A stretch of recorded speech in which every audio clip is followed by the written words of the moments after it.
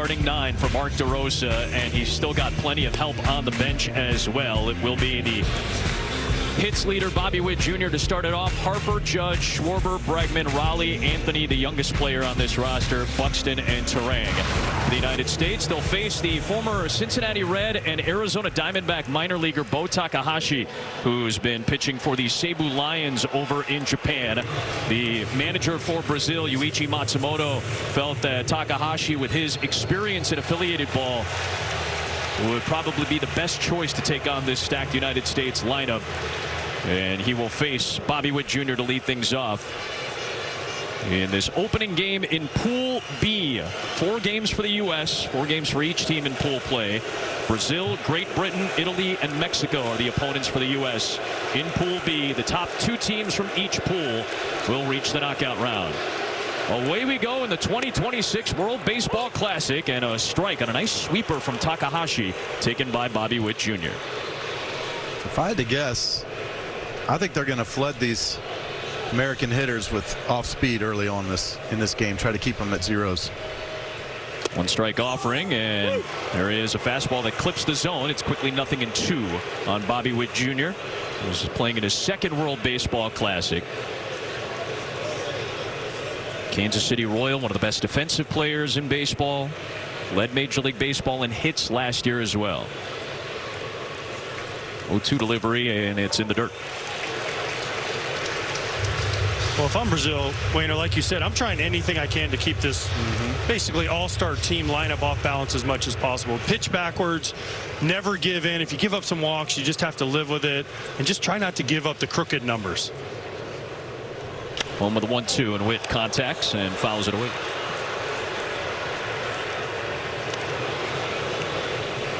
Brazilian team is in its 2nd World Baseball Classic. The last time they were here was 2013. Brazil seeking its first ever win in this tournament.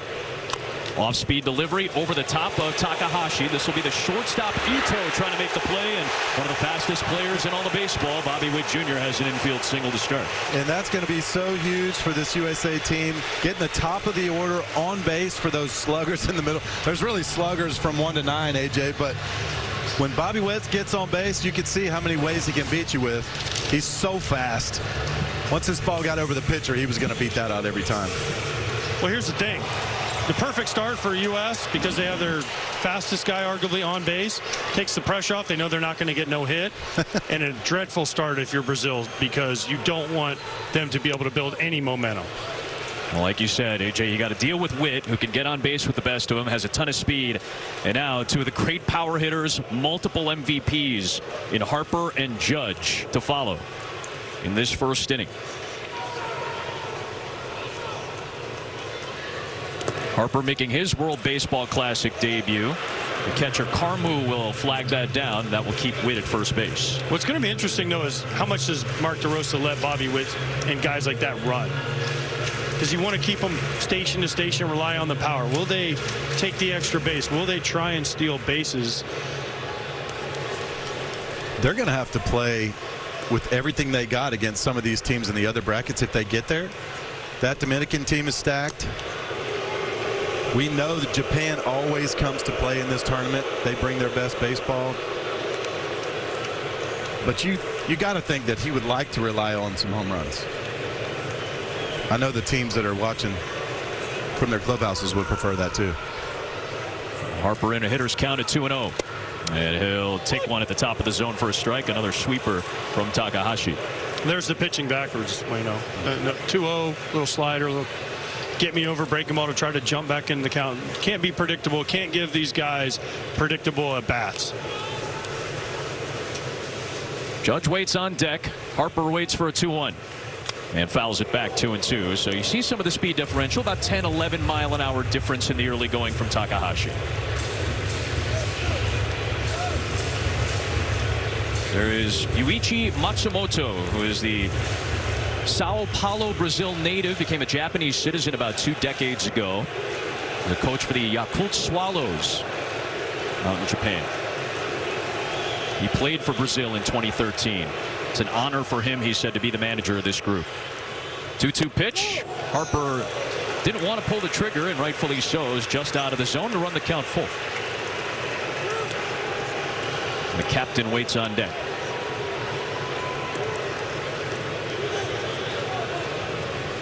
With the leadoff single, he's at first. Just underway in Pool B for the United States. And a 3-2 to Harper. Witt goes. Harper strikes out, but Witt, who stole 38 bags last year, is into second in plenty of time. And Judge will have a man in scoring position, but Takahashi gets the strikeout of Harper.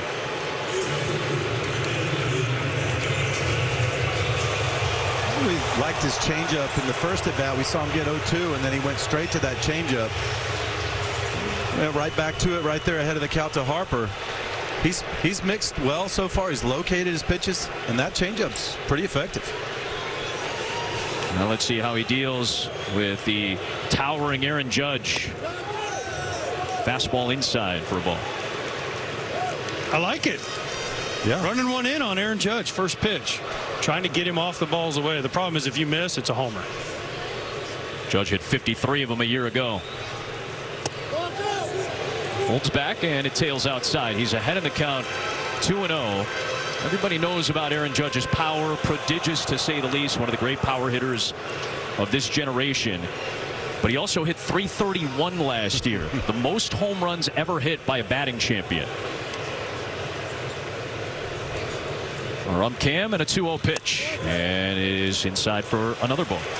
Just watch the way this American lineup stays in the strike zone. You're going to have to throw these guys strikes, and with the pitch count regulations that are on all these teams, it's going to be hard for a starter to get past 2 or 3 innings at any point because these guys, a lot of them don't chase.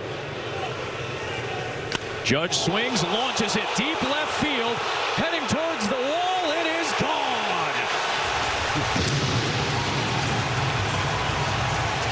Aaron Judge, the captain, sets the tone in Houston. It's 2-0 United States.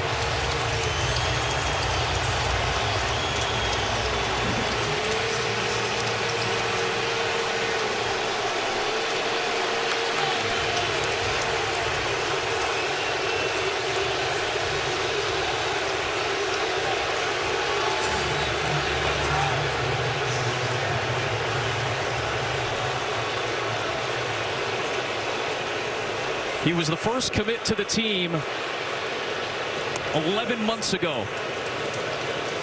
And if you're going to be the captain, that's a way to set the tone for your club. Yeah, and he gets this little sweeper, tries to get it down and away from him. But now Schwarber will take one inside. 3-0. Mark DeRosa said 3-0, you can hit Aaron Judge. And they knew it. Brazil knew it. They tried to fool him with the little sweeper slider. But again, 3-0 right down the middle. First at bat, that's got to feel so good for Aaron Judge. do you think because they've been pitching backwards, do you think that they came, like Aaron Judge went up there 3-0 going, there's no way he's going to throw me a fastball. I'm sitting absolutely. Yeah, that's what I think. I think he was sitting slow right there for sure. First base open. Yep. He's thinking they're not challenging me. If they do, he's gonna get me over breaking ball and whack. Now another 3-0 count, and Schwarber will take a strike. And again, 3-0 curveball. Now, if you're Takahashi, do you want to challenge Schwarber 3-1? Maybe surprise him. Because if it gets to 3-2, I would think he's not throwing it here. Schwarber sends one towards center field. Racing in is Maciel, and that will drop in front of him for a base hit. So 3 of the top 4 for the United States have reached base to start off this tournament.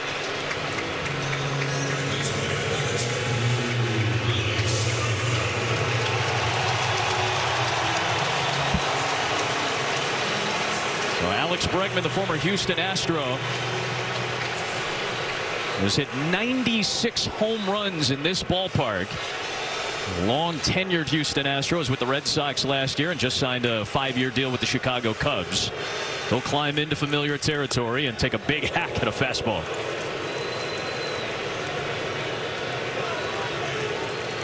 Bregman in his second World Baseball Classic, but his last one was in 2017 when the United States won gold.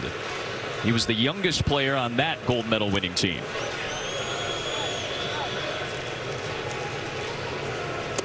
This year, the youngest player on the U.S. is a teammate of Bregman's from last year with the Red Sox. It'll be Roman Anthony at 21 years of age.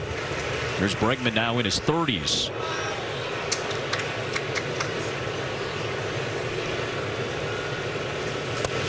2 balls and a strike on Alex Bregman. Now, how fast does, as a pitcher, Waino, you get scared out of the strike zone? 3-0, homer. 3-1, you throw your fastball. Schwarber rips it to center. How careful do you think Takahashi's going to be now? Because maybe scared out of the zone a little bit. Yeah, we've already seen a few 3-0 counts. He's behind again, 2-1 here. He's going to have to attack him. But there's really no holes in this lineup. This is tough, man. There's no break, right? Tough. Well, we saw it in a couple of exhibition games this week. The United States played San Francisco. They played Colorado. They put up a combined 29 runs in those 2 games. And all the pitchers that had to go through those lineups, they just said there's no break. You're constantly breathing hard, trying to figure out how to attack these incredibly talented hitters. A 3-1.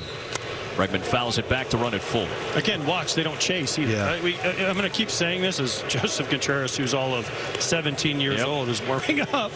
But they don't chase. Bregman's known for not chasing. Judge doesn't chase. Harper either. Schwarber doesn't chase.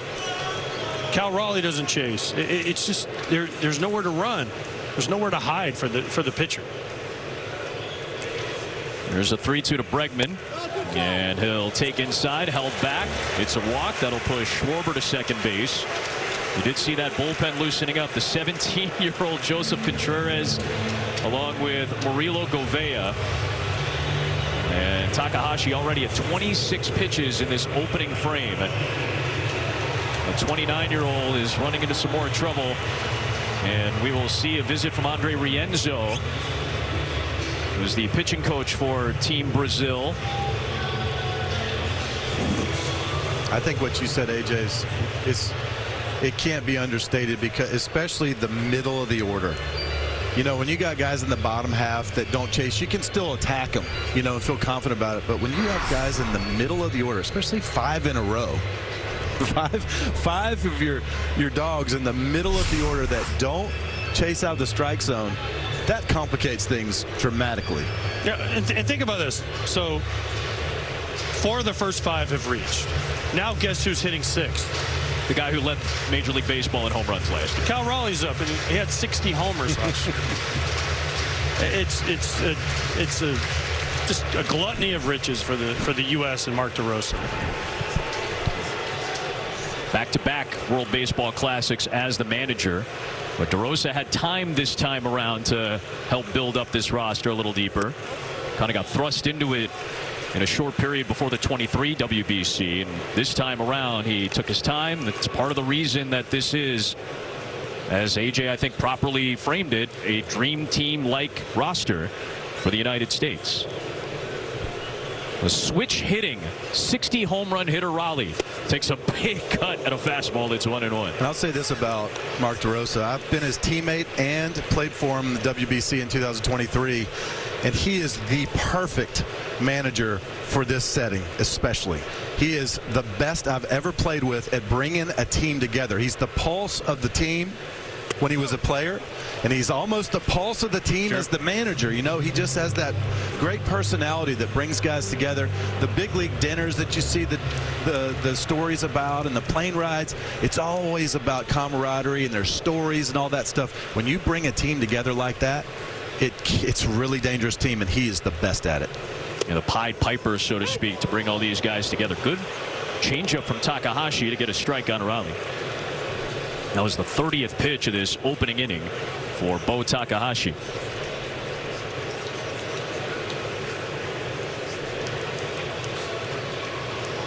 The durable Cal Raleigh waits and bounces one foul, still 2-2.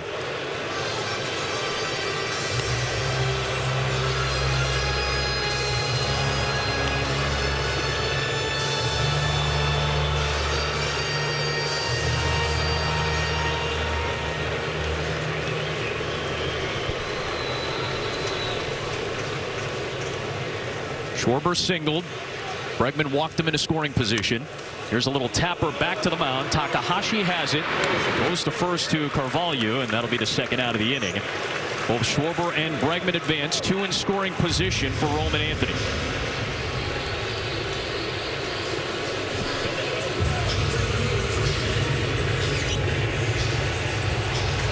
That's a huge out for Takahashi right there. It certainly is. Kept it on the infield. But also, you know, this is so early on. DeRosa said it best earlier. He said, what, these guys have 8 at-bats before they came here? You know, they're still going to maybe chase more than they normally do.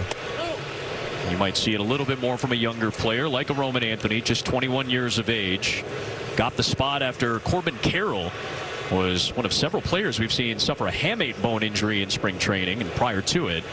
So that roster spot opened up, and the Boston Red Sox Anthony took it and took a big cut, 1-1. Imagine being 21 years old on this team. Yep. Learning from Judge, Schwarber, Bregman, Raleigh, Bobby Witt, who was the young guy last time. Yep. As you know, Wayno, on this team.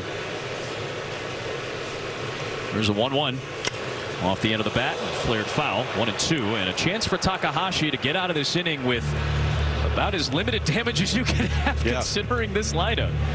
Yeah, but the problem is, how many pitches are we at? Already 35 in this inning, AJ. Yeah, that's the problem. He was already expected to go maybe 3 innings, and then Brazil would have to piecemeal it together after that, and that may cut into the plans, this pitch count for Matsumoto.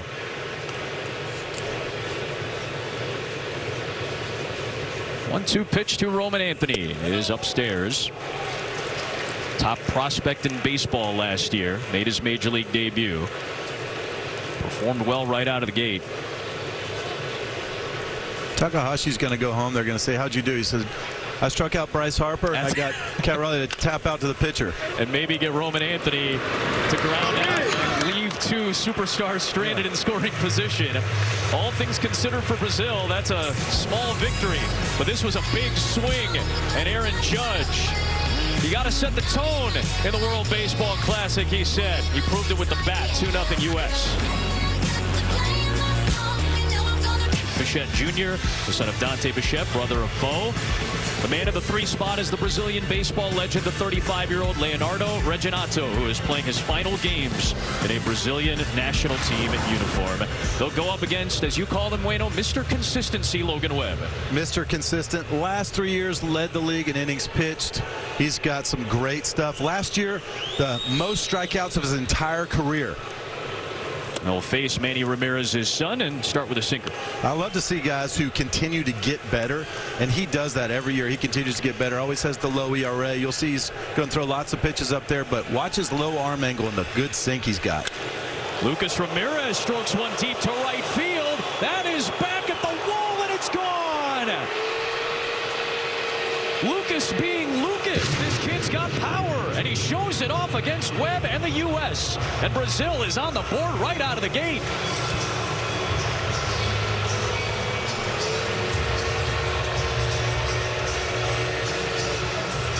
He took Jacob deGrom deep earlier this week in an exhibition game for Team Brazil. And the son of a man who's got a lot of home runs in his major league career cranks one to right. It's not quite Yankees Red Sox, but Aaron Judge and Manny Ramirez's son going deep in the first inning. What a moment for 20-year-old Lucas Ramirez. Now here's Osvaldo Carvalho. Clips it out front. Wayno, he just catches it out front. It was ahead in the count. Short, got the head to it. And you mentioned the hitters being not sharp. The pitchers also. Logan Webb hasn't had that many opportunities to get out there in spring training. So, boom, they jump right back on the USA a little bit. 2 balls and no strikes on Carvalho as Webb comes home. And it's fouled away. Ken Rosenthal down to the field. You can add. Adam, how many players have hit home runs off Jacob deGrom and Logan Webb in the same week? Lucas told me before the game that the home run off deGrom was special to him because he watched him growing up. As you guys said, he's 20 years old. He's a left-handed hitter, unlike his dad, but he wears the same number, 24. He said he does not feel pressure. I got here on my own. My father helped me along the way, but I feel like I earned my way here. And the Los Angeles Angels prospect gets a solo home run for Team Brazil. The 3-1 pitch to Carvalho is on the corner for a strike. And that's got to help your confidence as a A-ball player, hitting a home run off someone like Logan Webb in this atmosphere. And the Angels got to look at it and say, yeah, take a little better look at Mr. Ramirez. And deGrom. pretty big week. Now this one lifted deep to left off the bat of Carvalho. All the way to the warning track. It will push Roman Anthony for out number 1. Some people's step their game up when the lights come on, AJ, and that's just, I mean, look, you can be, it doesn't matter what round you're drafted in after a while. It's what you do between the lines. That's a good swing. I like that bat path. Went down to get it. Well, there's the captain. What Aaron Judge is to Team USA, Leonardo Reginato is for Team Brazil. He takes a cut at a Logan Webb sinker. 0-1 the count. This is a big week for Leonardo Reginato. He knows that these are likely the last games he will play at the highest possible levels. He has had a long and storied Brazilian national team career. He's played in every game for Brazil, every qualifying game and every tournament game at the WBC for his country.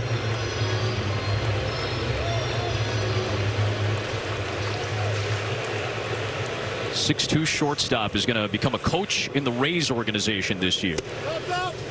Close pitch from Webb, but off the plate, 2-1. You see that good movement that Logan's got on that comeback sinker right there. He's got that arm angle. It's only 22 degrees. It's almost sidearm. He's going to have a great change that works off of that. He's got top 98 percentile on his changeup run value. And he gets Reginato to bounce one to second base to Bryce Terang. Excellent defensive second baseman throws out Reginato. There are 2 down.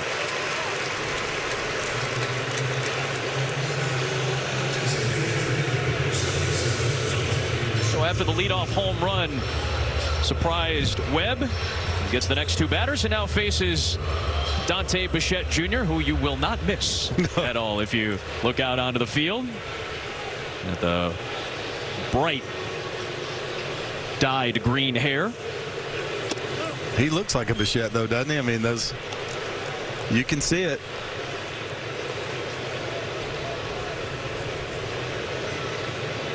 He has represented Brazil a couple of times at previous World Baseball Classic qualifiers. Now getting an opportunity to play in the WBC for the very first time. He's all in. There's one thing you can't say about Dante Bichette Jr. He is not all in with the Brazil team with that. I don't know if y'all could pull that off. Why don't we give it a shot tomorrow when we come on for USA Great Britain and see what happens. Well, 1-1 to Bichette and kind of a half-hearted swing. An appeal down to first base, and the first base umpire today is the crew chief Adrian Miller. He says that Bichette went around.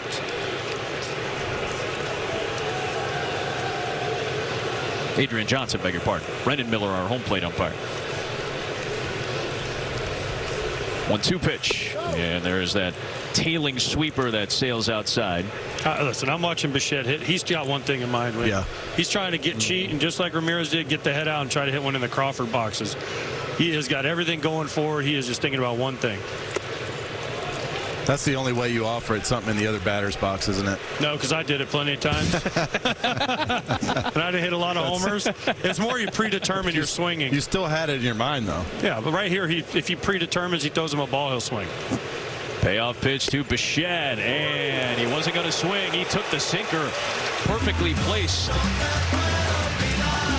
But Lucas Ramirez, what a debut in the World Baseball Classic. The 20-year-old bangs one out. It's 2-1 through one.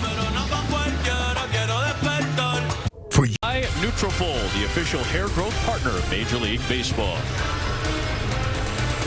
Look at the WBC exhibit at the Baseball Hall of Fame. Great crowd on hand here at Daikin Park. 3 runs scored between the teams on a couple of home runs. And Bo Takahashi, after a long first inning, is done. 17-year-old Joseph Contreras comes on to face Byron Buxton to start this second inning off. There's teammate to teammate. Really cool. He's going to feel like he's playing again. No offense to his high school team. I'm sure they're great. But Bryce Terang swings hard, sends it out towards left center field, and off the wall the opposite way. Gunning for extra bases, and he'll cruise into second with a 1-out double. it's just not going to be the same when he gets back. That's all I'm saying. I tell you what high school kids don't do. Hit 97 Oppo off the wall. Yeah. Like that. Well, Bryce Terang is a guy. I asked DeRosa earlier. I said, who's the guy that's really opened your eyes? And he said, Bryce Terang is a guy that I did not know was this good a player. Typically been known for his defense in his tenure with Milwaukee, but second half of last season, he exploded, had a huge year offensively. Has shown some penchant for power just like he did a moment ago. Back to the top of the order, and Bobby Witt Jr. taking a strike from the young Contreras, who has that Vulcan grip forkball, has a mid-80s slider, and we've already seen 97, 98 on the fastball. Good job behind the plate by Carmu to knock that one down. That will keep Terang at second base. And you see where he stands on the mound.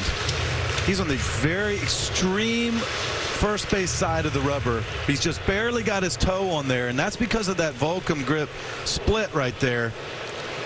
That gives him a chance to keep that on the plate. Got a look at that grip momentarily, and throws a curveball right near the corner of the strike zone. Ends up missing for a 2-1 count. If he starts dropping down sidearm like his dad used to do, man, we're really going to have action. Because his dad used to throw that forkball from sidearm. Yeah, you had a good time behind the plate trying to catch that. A check swing from Bobby Witt. Johnson says no swing, and it's 3-1.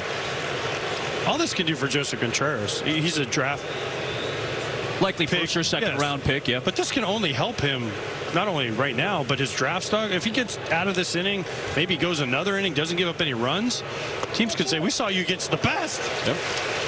Witt comes back to draw a walk, so after getting Buxton to line out, Terang and Witt both reach, and now you're getting into the very difficult part of the order, which I guess is kind of an oxymoron when you look at the U.S. roster, but in particular Harper and Judge to follow.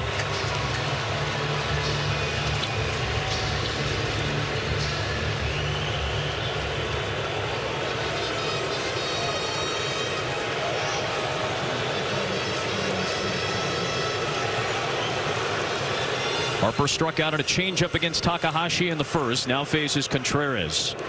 Imagine this, two guys who probably have very similar feelings. Contreras, 17 years old, right around the age Bryce Harper was when he was thrust into the national spotlight. And here he is a decade and a half later playing in his first World Baseball Classic, just like this 17-year-old Contreras is. Well, the biggest thing Contreras is going to notice, these big leaguers, they don't chase the balls that he's getting high school kids to chase. They see 96, 97. They think I got to cheat to get to it, and then it opens up the split and the breaking ball. But you see Harper, you see Witt, they're not even making offers at some of these pitches. Yep. That's something he'll learn. Again, he's 17 years old. Yep. He's committed to Vanderbilt, but obviously he is expected to be a high-level draft pick. The 2-0. Drops that one in. That was nice. How about the fortitude? 1-0, you go with the changeup, you miss about a foot low. Bryce doesn't even blink at it, and you go back 2-0. Bryce is sitting dead red. He comes back with changeup and drops it in for a strike. I love this guy.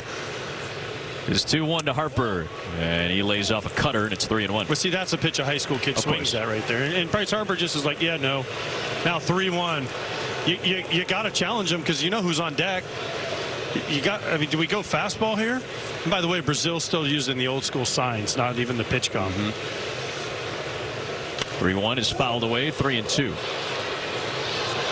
Oh, great catch.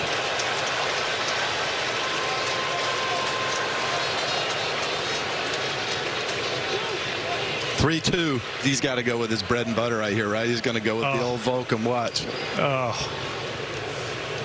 2 on, 1 out. 3-2 pitch. He went with a fastball and missed high. So the bases are loaded for Aaron Judge. An incredible run last year again, while hitting 53 home runs, hit 331. He and Cal Raleigh in a battle for the MVP, and Judge came out with his third career MVP nod. Already a 2-run home run in the first off Takahashi. Now he's got the bases loaded against Contreras. It takes a cut at a big-time 97-mile-an-hour fastball. I just can't get over this. This 17-year-old high school pitcher pitching in the World Baseball Classic with the bases loaded against Aaron Judge. And throwing 98 miles an hour, Yeah. by the way. We're not 88. We're talking 98 miles an hour. And he blew it right by Judge the first pitch. Then he can drop in a changeup right around 80, 81 miles an hour. Doubling a couple of walks, though, after getting Buxton out. A ball and a strike on Judge. Breaks his bat. Ground ball to third base. Reginado throws to second. Rojo to first. And it is a double play. 17-year-old gets Aaron Judge to hit into an inning-ending double play. What a moment for Joseph Contreras. Some StatCast metrics on him. He's not getting that at Blessed Trinity High School. Vitor Ito is a speedster and a good defender. He's leading things off in the second for Brazil. No, but he could get it at First Academy because we have that stuff. Ken, Oh, so big figure time. it That's out. big time from AJ right there. You know. I mean, I still can't believe it.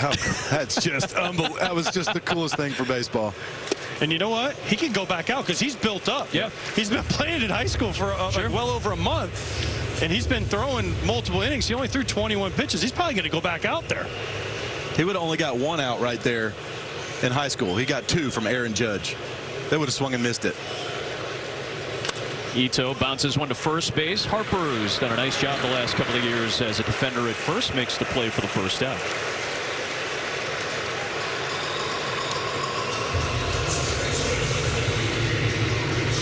So one down for Brazil here in the home second. And Lucas Rojo is another player with affiliated ball experience for Team Brazil. 31-year-old veteran of the Brazilian national team, playing in his second World Baseball Classic. He was just 18 in 2013. He grounds one deep into the hole. It's short. Bobby Witt, a little bobble, but a long throw picked out by Harper, and the excellent defender, Bobby Witt Jr., who was tied for the most outs above average in Major League Baseball last year with Pete Crow Armstrong. Makes a nice play for the second out.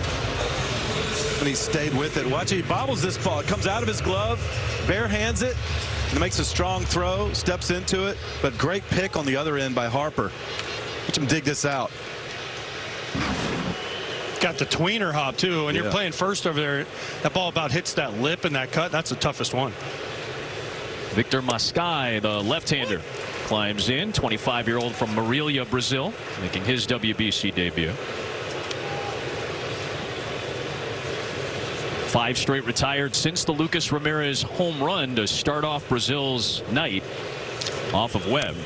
And he's quickly ahead of Mascai, 0-2, and a chance to finish off a quick inning.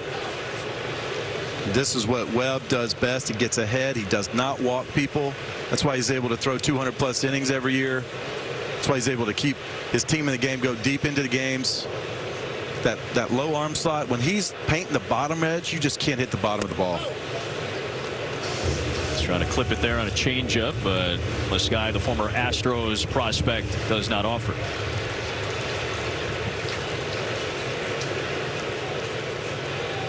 Going into his 8th year with the San Francisco Giants, the 2-time All-Star Logan Webb.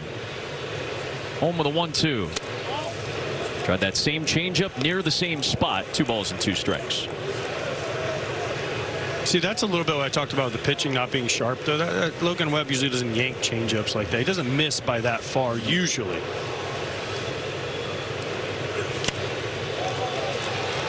This is very much a feeling out process for the U.S. And again, as much has been made about this roster, all the accolades, we've talked ad nauseum about it. This is still game 1 in a high-level setting for the first time in 2026 for just about everybody. 3-2 on Mascai.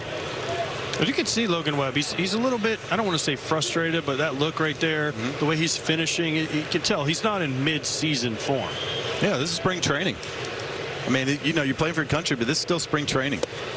He comes back with that changeup and finally puts it at a spot he wants. So 1-2-3 second, 6 in a row set down by Webb as we head to the 3rd. Welcome back to Daikin Park here with Team USA manager Mark DeRosa. Mark, Joseph Contreras, he plays in the same high school circuit as your son Brooks.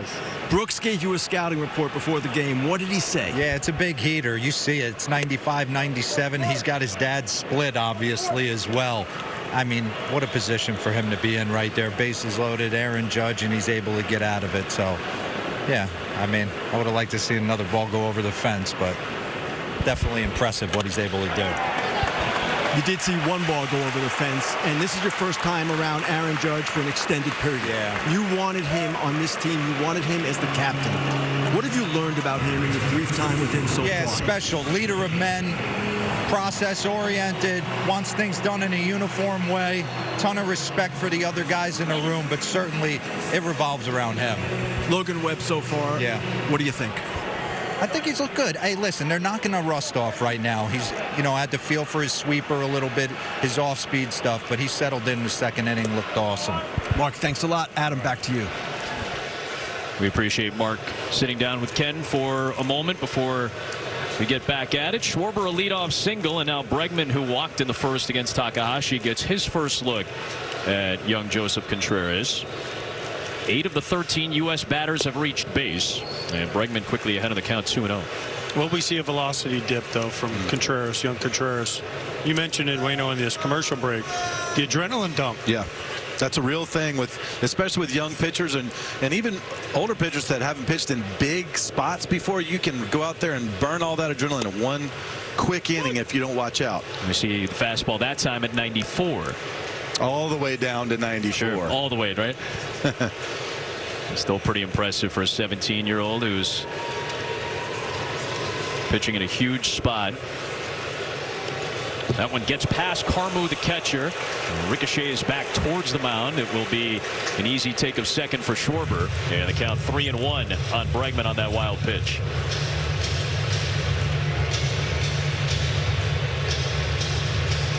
I got a great text from our good friend Brian Anderson, one of the great voices in baseball, and he made a great comparison. He said, remember in Field of Dreams when Moonlight Graham goes into the cornfields and gets to play with all the legends?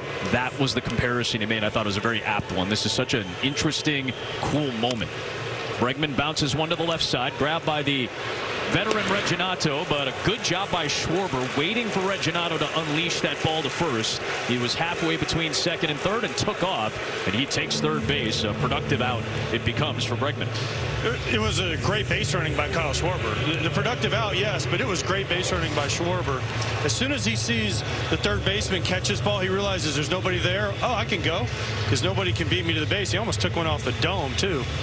He forgot the pitcher was 17. He actually could have beat him to the base. Well, Schwarber with the heads-up play ends up at third. The infield on the left side for Brazil will play in against Raleigh. And therefore a strike at 95. Raleigh grounded out back to Takahashi in the first. You mentioned the defense. I've never seen half the infield in and half the infield back before. I've never seen that. Does it kind of speak to just the ability to pull for Raleigh on the ground? Is that what you think they're thinking? Yes, I just think they're. If Cal Raleigh hits the ball to the left side, it's probably going to not be hit very well. If he hits one hard to the right side, they also don't want to probably get anyone injured because it could be hit really hard. Yep. I mean, it makes some sense. I've just never seen it. Usually if you bring the infield in, you bring everybody in, not just one side. There you got Rojo and Carvalho on the right side playing deep against Raleigh, a switch hitter who's batting lefty here against the right-handed Contreras. The 2-1. 3-1 under the hands. And there's the velocity back up around 96, 97. Youngest player in this tournament. He's got to be the youngest player ever, right? There have been a couple of 17-year-olds that have played, and coincidentally enough, they've been on Team Brazil. Brazil has often put out younger players. Part of that is, hey, got some young talent in the country. Part of that is trying to find enough talent to field what is a full 30-man roster for Team Brazil and for all these teams in the WBC. That one is a ball, and it gets away from Carmu, and that's going to allow Schwarber to walk home. A couple of wild pitches from Contreras. And it's 3-1 United States. Raleigh will take first base.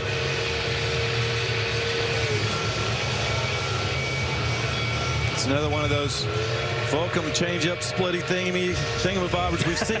We've seen that miss a couple of times. He's just trying to do a little bit too much with his front side. He's getting out ahead of himself. That hand is overreacting and pull hooking it down left. The ones he's shown really nice, he stayed a little bit more fluid through his delivery, made sure he was way out front and on top of that ball. It's hard not to try to do too much. I mean, look, he's doing great. I am going to ask our graphics team to put Thingamabob on his repertoire next time, though. Yeah, I don't know. I never know to call that a split or a change. Well, it will be the last toss for young Joseph Contreras, who gets a well-earned handshake from Yuichi Matsumoto and some love from his teammates. What a moment for the 17-year-old. For Raleigh at first base, Schwarber has scored in this inning against the 17-year-old Contreras, and now go from one of the youngest, in fact, the youngest player in the tournament, to one of the oldest players in the tournament, 40-year-old veteran Thiago da Silva, playing in his 4th World Baseball Classic, but his first with Brazil. He has represented multiple countries. 3 times with Italy and now with Brazil for the very first time. And he forgot about the pitch clock because he comes in and gets a 1-0 count. Right out of the gate, the 1-0 count. You made a great point about Contreras being comfortable with the pitch clock. That is one of the things that a lot of the international players, in particular Team Brazil, have to get used to. The 2-0 pitch to Roman Anthony is outside on a change.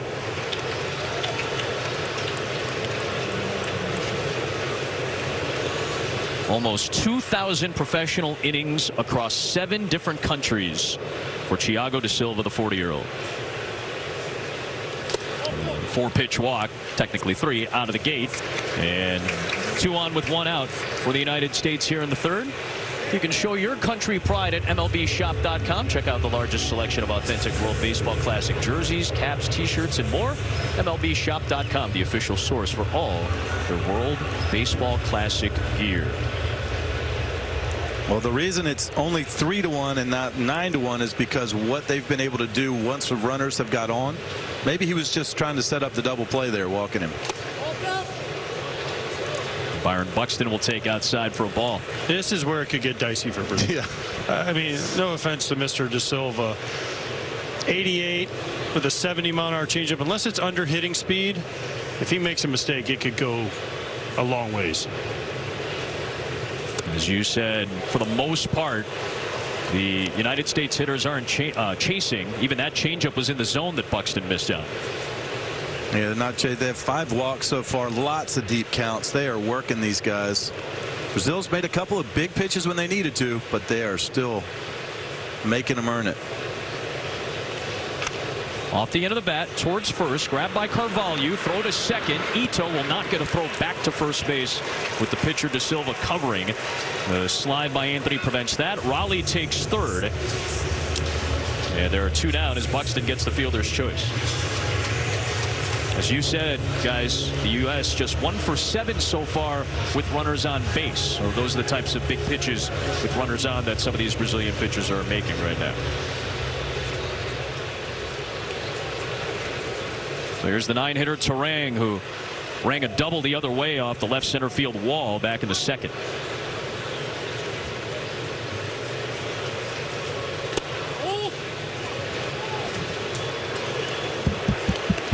Yeah, we might see some ABS challenges on that pitch. Yeah, we might see some ABS in once we get to the regular season here. Once we get to Major League Baseball's regular season, we've seen it prominently used in the early part of spring. There are no ABS challenges in this tournament, but there is a pitch clock.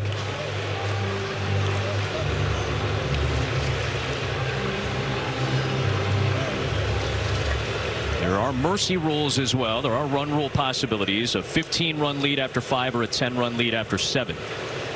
Already seen 1 run rule in this tournament already from Japan. Buxton back to the bag.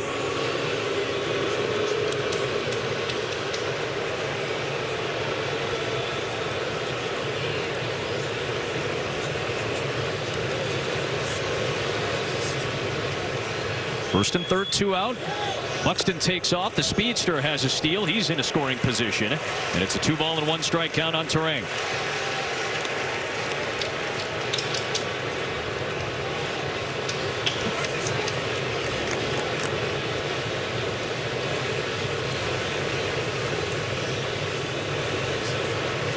When he's healthy, Buxton can fly.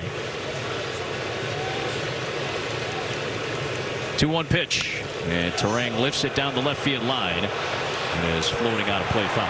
One thing I love about with the Brazil veteran pitchers, not Contreras, because he hasn't gotten this point yet. They're changing up their motions. They're doing double leg kicks right there. De Silva went to like the Louis T on him and show you my back before I come through. Just trying to mess up these guys' timing because they know their stuff is not good enough to get them out consistently. How many different countries did you say he played in? 7 different countries. You know he's picked up some things along the way, a little craftiness to himself. He's going to turn 41 at the end of this month. Thiago De Silva. Turang off the end of the bat, flips it out to left. Maskai is there, and that'll do it. The leadoff single from Schwarber. He comes around to score. That extends the U.S. lead. It's 3-1 through 2.5. Pool play for the United States and Brazil in a 3-1 U.S. lead, as Logan Webb will throw just his 30th pitch so far. It'll come to the Brazilian catcher Gabriel Carmu, a 30-year-old from Morelia, making his World Baseball Classic debut. He's been a consistent sight behind the plate during the qualifiers for Brazil. Little tapper to the third base side of the mound. Nice solid play by Gold Glover in Logan Webb. I love what he did right there. Kids watching at home. Gets over there at good time. Gets his feet set. It was really well done right there. Defends his position very well. 4 ground ball outs through 8 batters. He has retired 7 straight since the surprise Lucas Ramirez homer to begin the night for Brazil. And now the 9-hitter is a switch hitter, Gabriel Maciel, the Brazilian center fielder. Brazil's on his 3rd inning, or Brazil's on their 3rd pitcher, excuse me, and here Logan Webb is 2 1/3, 32 pitches. Yeah. A little difference.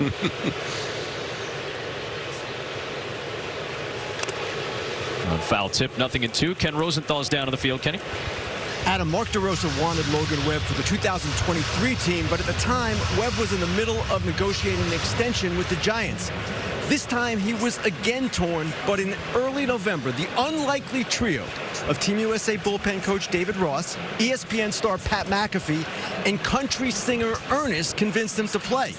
The group was gathered on Ernest's tour bus before his show at the Ryman Auditorium in Nashville. They basically put the squeeze on Webb, and after Webb finally said, "I'm in," Ernest played a recording of Ray Charles's version of America the Beautiful on the bus. They all toasted the USA, and then Ernest took the stage. That's a pretty great story. A Rockland, California native representing the United States in his first World Baseball Classic. And I agree with you, Wayno. Just a very solid option to try to set the tone in game 1. And a very nice sinker there to freeze Maciel. 1 time through the order, gave up a home run, and then retired the next 8, 3 on strikeouts. He's missed a few. He's missed a few here and there, but this looks like Logan Webb. I mean, he's going to run that sinker in on you. He's going to throw that 4-seamer every now and then at the top to get you off of it, work the changeup off of it, but he's a master of location and mixing speeds. Here's the one guy that has touched him so far. It was the 20-year-old from Florida, the son of Manny Ramirez, getting a ball over the right field wall.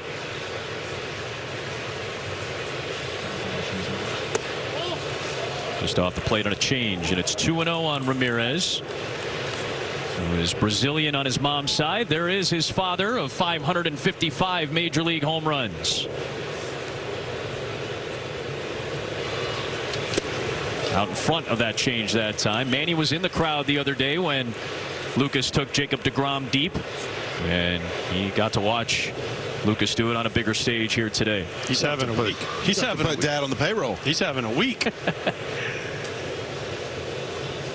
There's a 2-1. And it's nice movement on that slider sweeper. 2 balls and 2 strikes. So I think, if I'm thinking like Logan's thinking, what we saw him get out extended really well that first at bat, might like the ball middle out away from him. What just happened?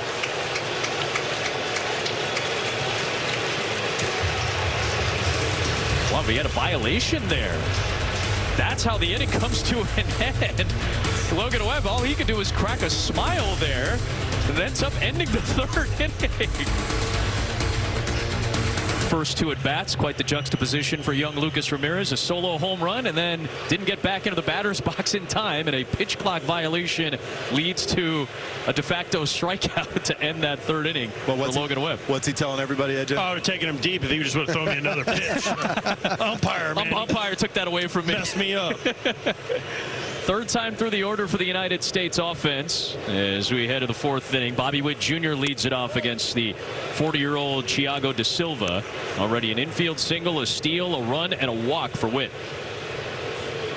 Wayno, what'd you say? Da Silva might fool him because he doesn't throw hard enough. Maybe one time through. One time through. That's all they need. There's a strike. USA hitters aren't used to seeing 88. 88 now is changeups and curveballs for a lot of guys. But there's nothing wrong with 88. Well, you threw your whole career, so no.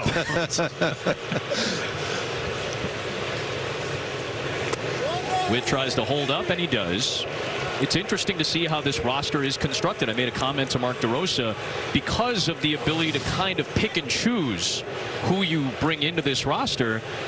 You kind of get to construct the lineup in a more traditional fashion. You can have some more speed at the top. There's so much power that you can layer throughout your lineup. As Witt will foul one up the third baseline. Then you go back down to the bottom of the order. You got more speed. You got Buxton. You got Terang. Guys that still have some pop. Again, another element to what makes this United States offense very dangerous. Well, he sped him up. 88 up on his hands right here. He's got that slow pitch down and away, and if Bobby does have a weakness, it's probably that down and away pitch. 2-2 to Bobby, and he'll run the count full. No, he tried to sneak him right there. He was hoping he could throw that on the outside corner, run it back.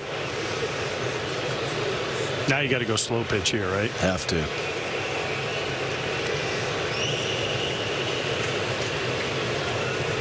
Payoff to Witt, and he fouls it back.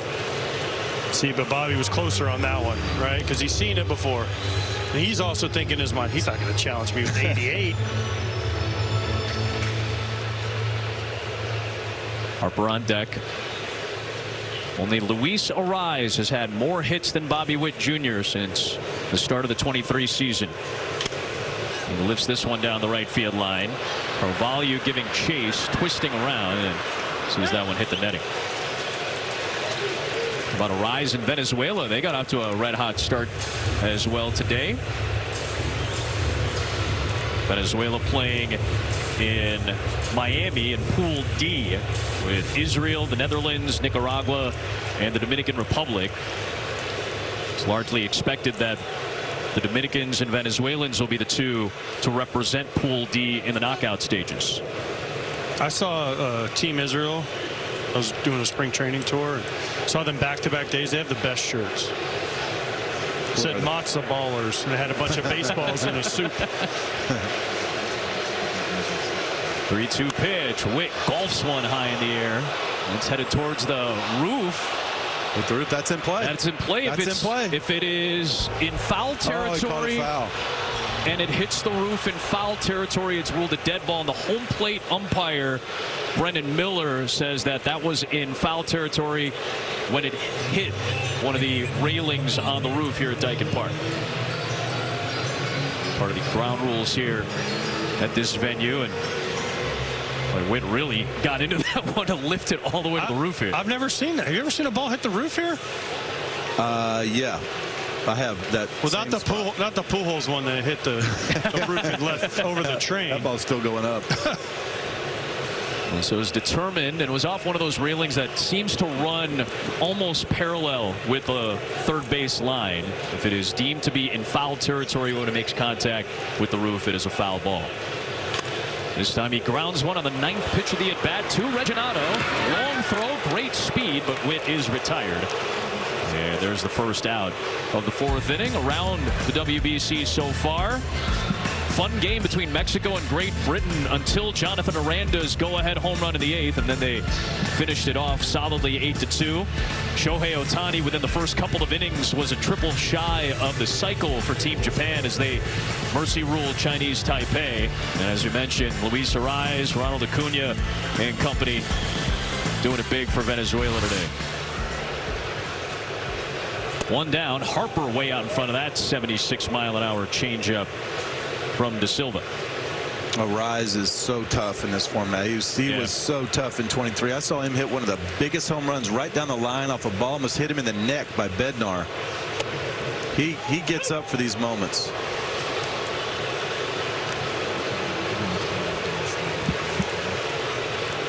Quickly 0-2 on Harper, who has struck out and walked.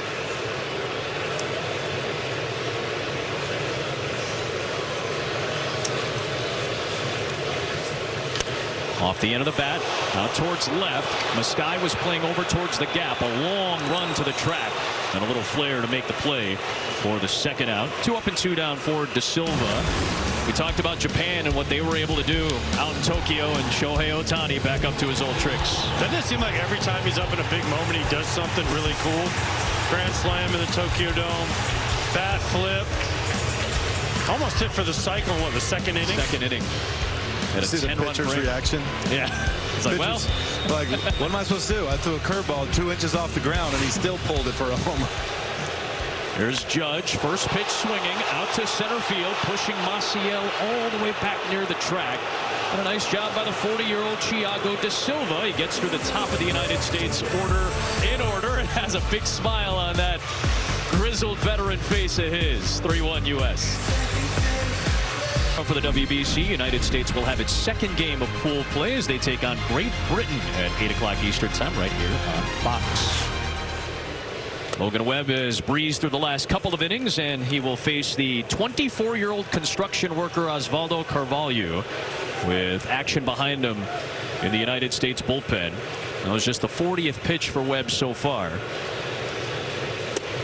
Carvalho will take a strike, the utility player who has played some shortstop. He's playing first base today. Actually had to ask permission from his construction company to come play at the WBC. That was going to be my question. What does he do for the construction company?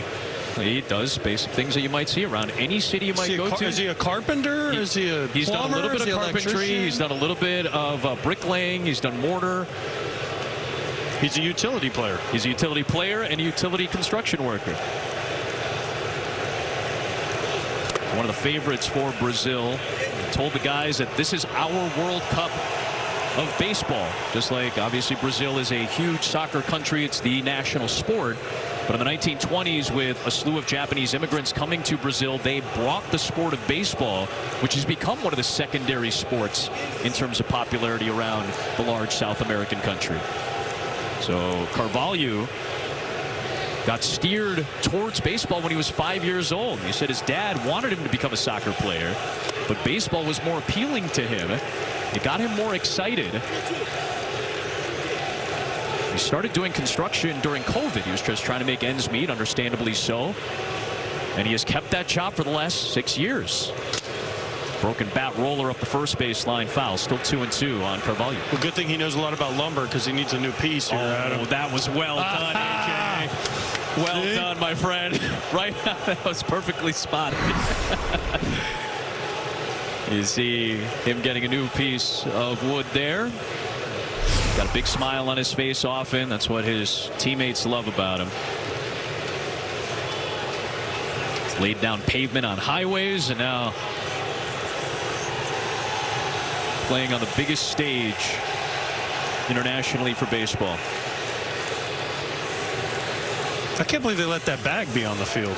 The bag of toys. Yeah, they got all their stuff right near the on-deck circle. Usually it's laid out. They have just a bag down there. It looks like a lunchbox they got full of pine tars. I was going to say lunch pail style right there.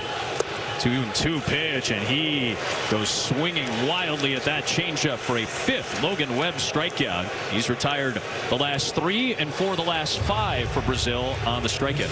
You look at the spin on that pitch, you look at the shape on that pitch, it's exactly like his sinker. It's just, what, 7-8 miles an hour slower, but it works off the exact same tunnel. It's just such great execution.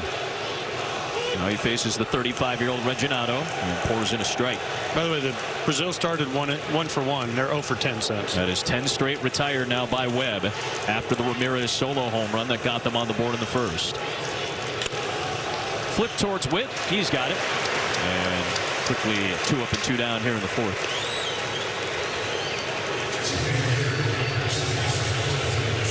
Now Dante Bichette Jr. will climb in. 33 years of age, making his WBC debut. Of course, he and his brother Bo have both played for Brazil before because of their mother Mariana, who's a native of Porto Alegre in Brazil.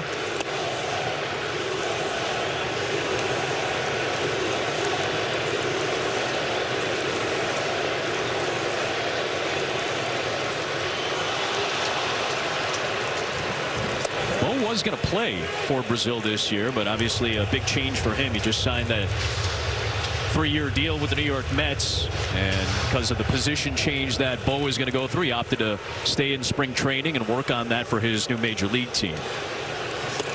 Ball and 2 strikes on Dante Bichette Jr. Alphonse Dante Bichette Jr.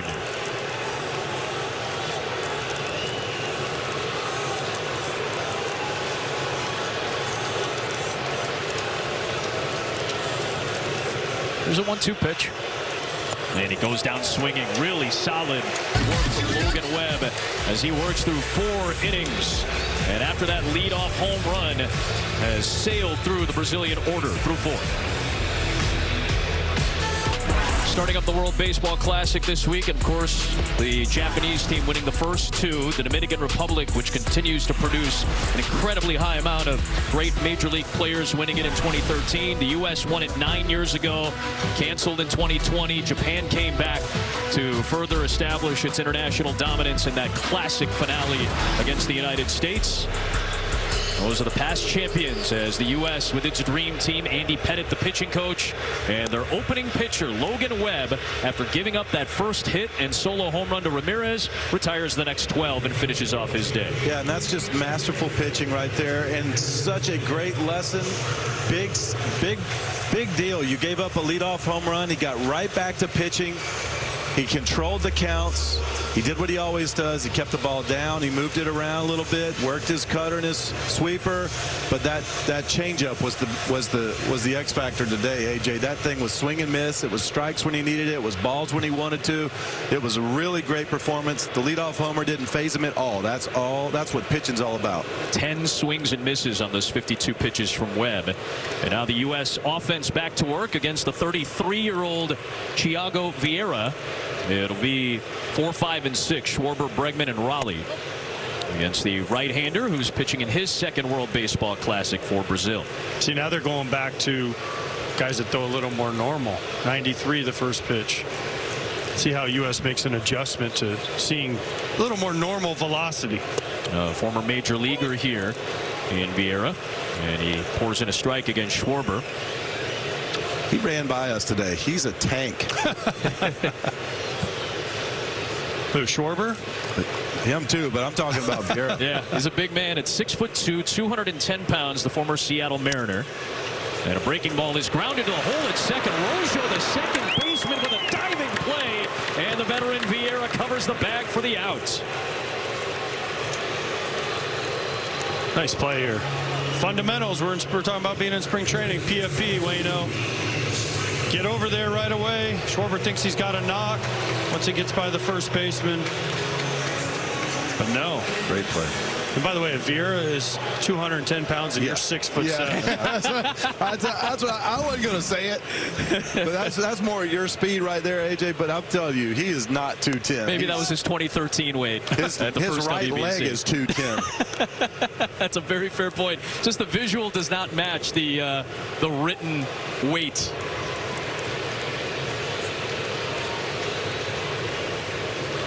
He's got velocity, as you guys talked about. About 5 years ago, he was pitching in Japan. And obviously, you know, Shohei Ohtani has set a million records in Japan, whether it's for offense or for pitching. Obviously, Shohei is one of the first guys to throw 103 miles an hour, 102, 103 in Japan. Vieira broke Ohtani's velocity record 5 years ago in Japanese baseball. He threw a fastball 103.1 miles an hour. Wow. Last pitched in the big leagues a couple of years ago and was still throwing in the high 90s, 97, 98, 99. Former Mariner, White Sox, Brewer, Oriole, and Diamondback. One of just 5 Brazilian-born players to ever reach Major League Baseball. 3 of the other 4 are big parts of the Brazilian coaching staff as Bregman will take the walk. He's aboard with 1 out. Yeah, you can tell he's not feeling so good right now. He may have grabbed his calf on the way back from covering first. I saw him grimace after that last pitch. And you see the training staff coming out to check on him. And one of those guys, Andre Rienzo, who is the pitching coach, he is one of the other Brazilian-born players to reach Major League Baseball. We all know Yan Gomes, longtime catcher. He's part of the coaching staff for Brazil. Rienzo's the pitching coach. Paulo Orlando, who spent 4 years with the Kansas City Royals, part of their World Series run in 2015. He's the hitting coach for Brazil. Luis Gohara played for the Braves about 10 years ago. And Vieira is the other major leaguer out of Brazil. This is when there's a little grimace, a little bit of a limp there. And then grabs the calf here. But he does not want to come out. By the way, Paulo Orlando, White Sox spring training legend. Ozzie Guillen and Joey Cora could not get him in the spring training games fast enough. Wasn't he an Olympic sprinter too? Yeah, he was so fast. They just wanted him in the game to hit a ground ball and run as fast as he could. They loved Paulo Orlando. Here's Cal Raleigh with Bregman at first. The U.S. offense has walked 6 times, but none of those players have come around to score. U.S. is just 1 for 8 with runners on base so far in this game. They have stranded 6.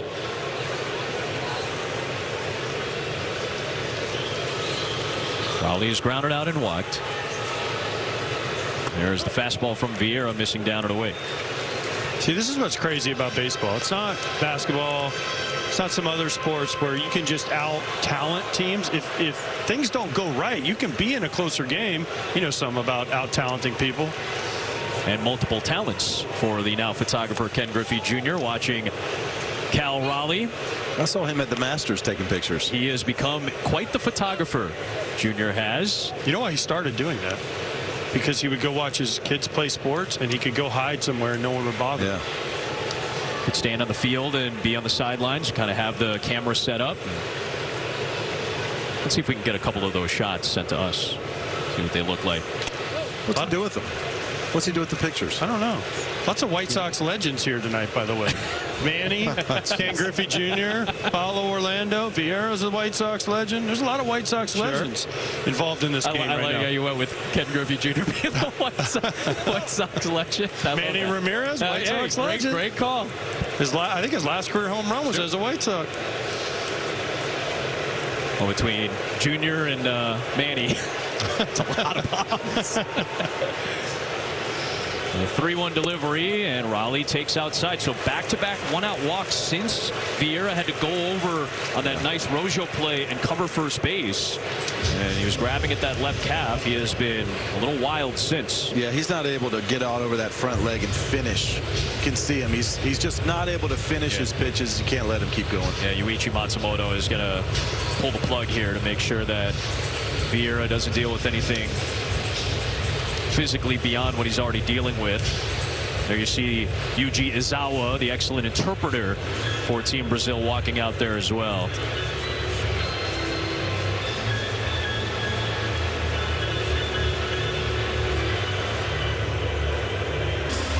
From the WBC Classic to all the spring training games, we've got you covered. You can get personalized highlights and push notifications just for you. Download the MLB app, the #1 app for live baseball.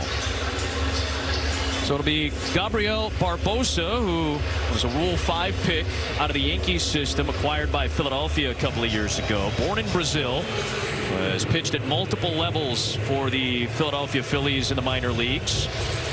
Heavy slider. He's got a four-seamer, a cutter, a sinker, a curve, and a changeup. So a wide repertoire for the 6-foot, 24-year-old from Bastos. He's got 2 aboard with Bregman and Raleigh facing Roman Anthony.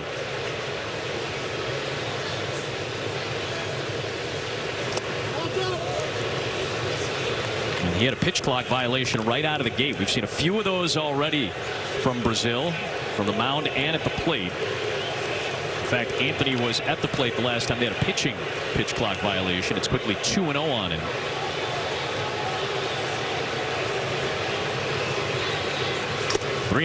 This is one of the great young stars of all of Major League Baseball, in my opinion. I think he has got such a bright future. I asked Matt Holliday, who's bats the loudest right now in the cage?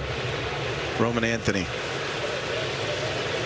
A guy who stepped into the spotlight in Boston with heavy expectations, and as manager Alex Cora told us last year, he handled them very well. It'll be a 3-pitch walk, so to speak, after the pitch clock violation, and the bases are loaded. 3 straight walks after Schwarber was retired on that nice defensive play.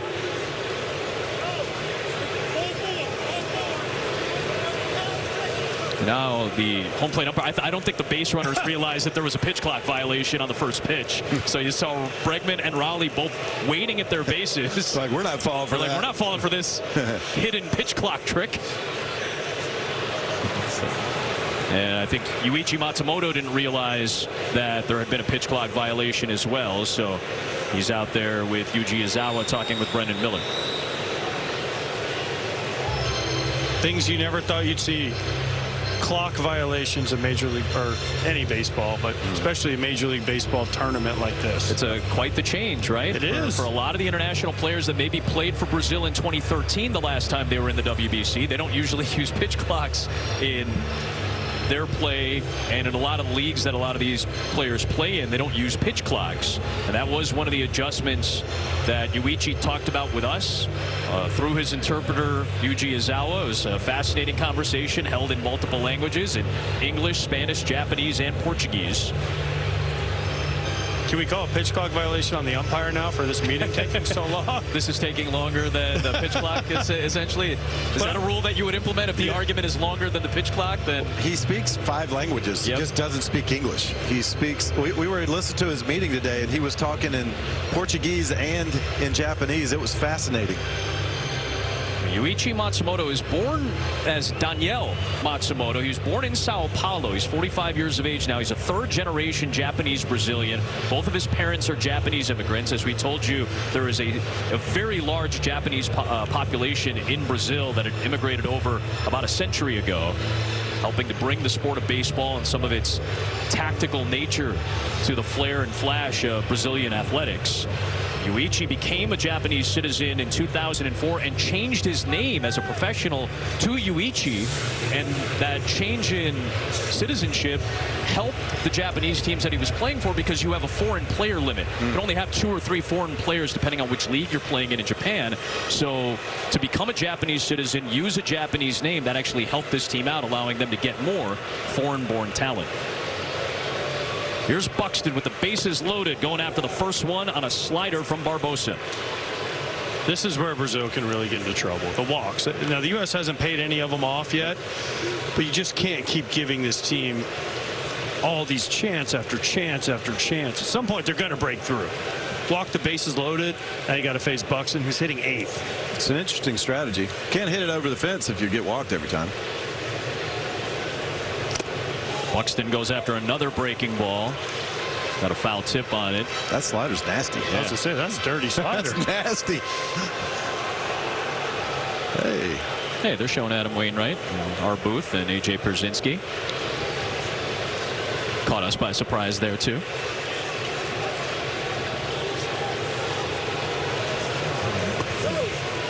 Another slider from Barbosa. 1 ball and 2 strikes.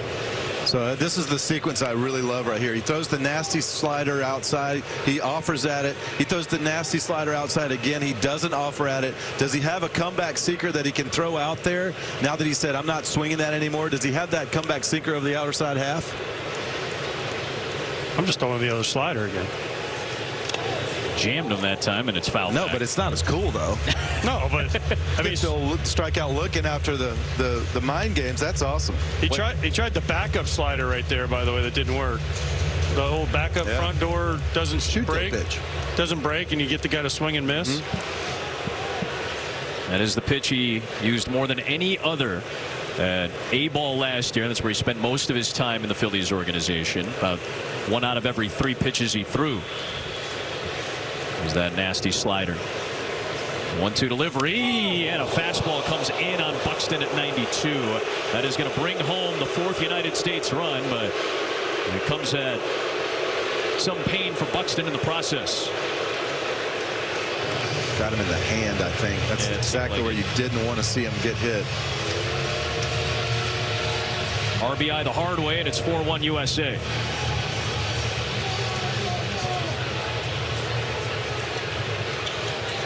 Anywhere but the hand, right? AJ? Yeah, hand, wrist area as a hitter. But see, that's the toughest one, because as a hitter, he's throwing you a bunch of sliders. You see that ball come out of the hand and thinks it's a slider. Oh, it got him in the elbow. Okay. Yep. Elbow. So that nerve he's feeling that nerve in his hand right now. They're checking on the hand to make sure. Yes. That's much better. But still, here's the thing. If he goes down, if he's not able to continue, they just bring in Pete Crow Armstrong. He's not bad. That gets you right there in that ulnar nerve. You shock all the way down into the hands, right? Yeah, your hand goes numb. You're thinking your arm's going to fall off, and give it about 30 seconds and it all comes back to you. So he's aboard at first. Bregman finally comes around. Raleigh to third, Anthony to second, and now Turang will come to the plate. And the U.S. still looking for a second hit with a runner on base.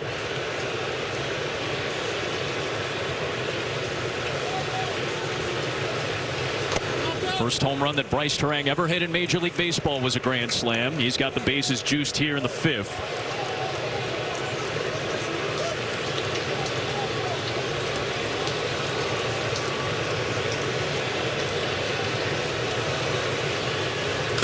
He lifts one out towards left field.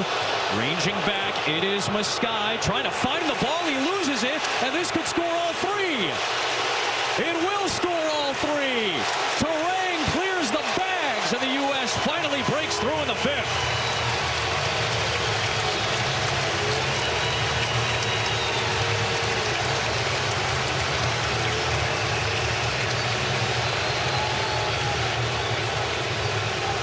You were telling me earlier, AJ, that left field area, an interesting one to try to play at this particular ballpark. It's always interesting where the left fielder positions. You usually position right on the corner of that giant wall behind him.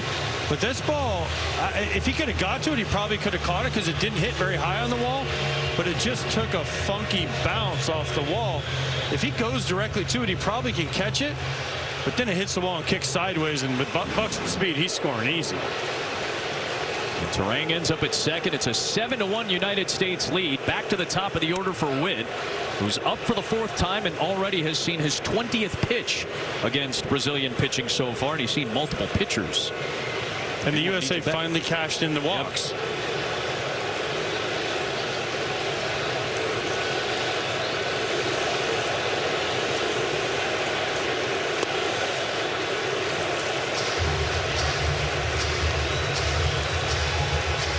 Long inning. Schwarber grounded out on that great Rojo play. Bregman walked, Raleigh walked, pitching change, Anthony walked, Buxton was hit by a pitch to drive one in, and that double by Turang has made it 7-1, clearing the bags. And now it's 3-0 on Bobby Witt Jr.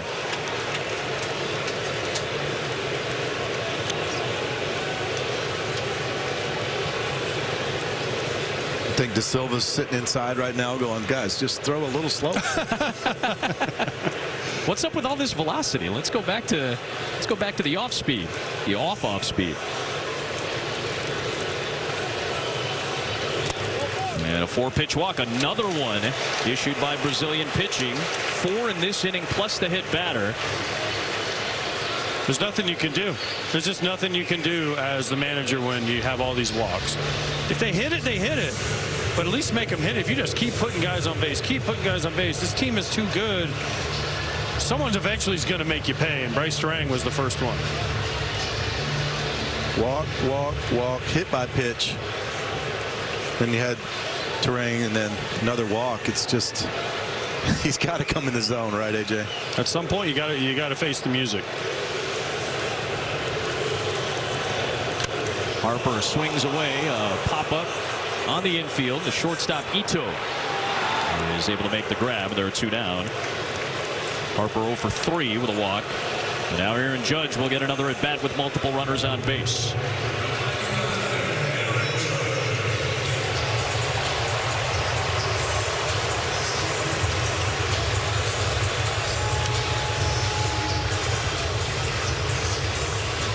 "33 years of age from California. First World Baseball Classic appearance for Aaron Judge. Runners take off. Judge will take the pitch, and now 2 in scoring position.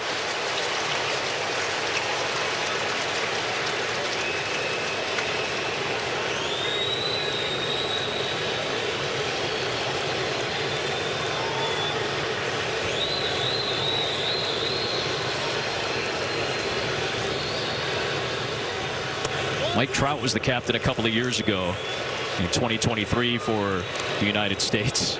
You see the Patriots making their way down. Benjamin Franklin in attendance. Not a president, just to clarify that. Mike Trout gave Mark DeRosa his blessing when he said he wanted to have Aaron Judge as the captain. Said he's the one. He's had a home run already today. This sky-high pop-up will be caught by the second baseman, Roggio. And the United States finally cashes in with all of the walks. Turang clears the bags. Going the other way again. 4 runs in the frame and a 7-1 U.S. lead halfway through. Welcome back to Daikin Park. We're here with USA starting pitcher Logan Webb. Logan, you've made 177 career starts as a San Francisco Giant. This was your first one for Team USA. How would you describe the experience? What was the last part? How would you describe the experience? Oh, it was amazing.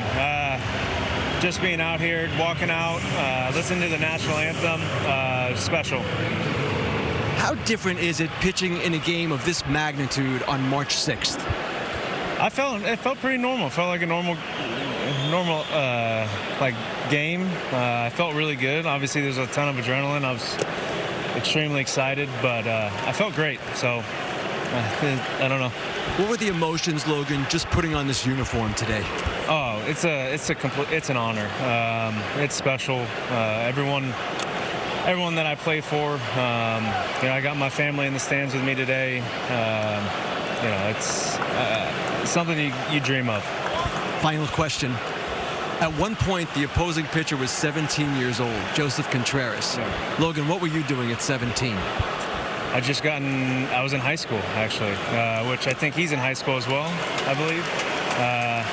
So yeah, it was, that's awesome. I didn't know, but that's cool. Logan, thanks a lot. Congratulations. Adam, back to you.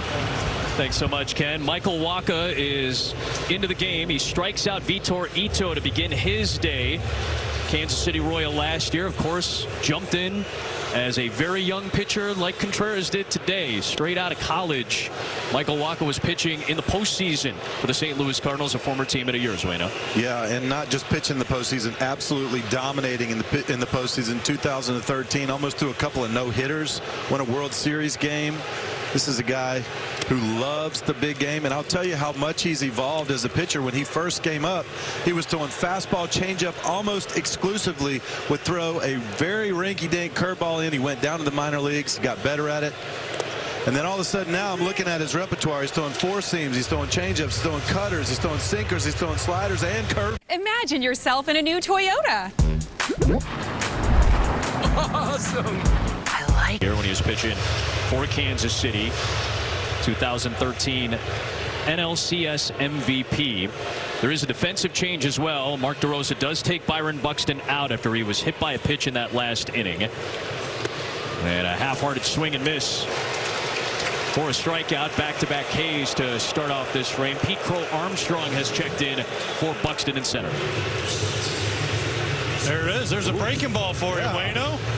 That's a good tight one too, man. It's you can tell by the hitter's reaction that came out looking just like a fastball and just dropped right off the table. Now his changeup though is the most unique pitch in all of baseball. I think it is super weird. Even just playing catch with it. It's spin. He throws it like he holds it a 4-seam grip and he throws it. It comes out 2-seam, but it's like a corkscrewy, weird thing that goes on with that ball. It almost defies gravity. Well, he is rolling through here in this 5th inning. There's PCA out in center.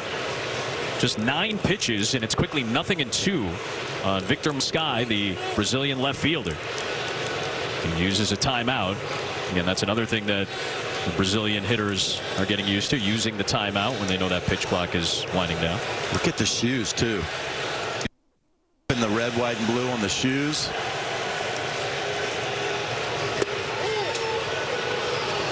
Very sharp. 95. He's got it, man. And you see the plane. He's got such a unique arm angle. It's not as over the top as it used to be, but it's still, when he throws it down, it has such extreme drop to it. And he can team it up with a 95-mile-an-hour fastball with that change. Really good stuff from Waka, who strikes out the side in the 5th. Off to the 6th we go in this pool play opener for the U.S. It'll be the 6th Brazilian pitcher of their opening game today. Joao Gabriel Marastica, just 21 years of age, making his WBC debut. I have a question. Why is Brazil not using the pitch count? They're actually using signs. They might be the only team in any baseball level, professional or college, not using some They don't have any pitchers that have any history with it. Yeah, actually, we had a couple of guys ask Yuichi Matsumoto about that earlier today. Just what is the thought process behind it? This is what most of these guys have come up knowing. Again, we're seeing all the adjustments that you have to make, right? Guys, like pitch clock is new to so many of these international players. Having to get back into the box at a certain time, we've seen that affect them. The ground rules at a ballpark that most of these guys have never seen before, perhaps not even on television in their lives. It's all these little mini adjustments that we don't always think about that a lot of these players are making, along with the pressure of playing for their country on the biggest international stage. You know, one of the best deals this offseason was the Phillies signing Kyle Schwarber back. You want to talk about a glue guy, AJ? This guy is a clubhouse builder, man. One of the best glue guys I've ever played with, and I only played with him for a month, and I was so impressed with just his presence in the clubhouse and at bat. Total pro, huge in big moments, but just a stud in the clubhouse. There's a couple other teams that were in on him too. The Reds, Pittsburgh was somewhat in on him. Didn't it always feel like he was going to go back to Philadelphia? Ended up re-signing 5 years, $150 million deal. In fact, he signed it the same day that he announced he was going to play for Team USA in the WBC. This is his 2nd WBC in a row. Schwarber had a couple of home runs in the last tournament, including that massive one against Japan in that thrilling finale. Draws a walk to start this inning. You know what makes you a great glue guy too? 50+ homers every Absolutely. Yeah, sure does. 56 of them last year, second only to Cal Raleigh. He's been on base 3 of the 4 times he's come up, and now Alex Bregman to the plate. He's walked twice and scored a run.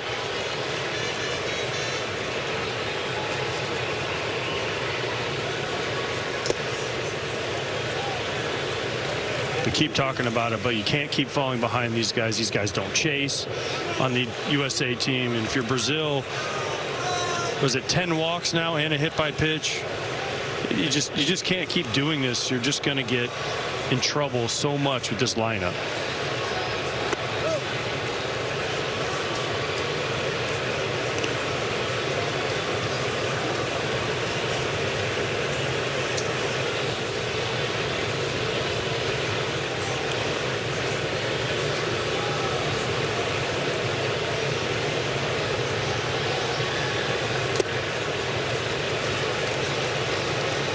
Just about everybody has reached base. In fact, everybody has.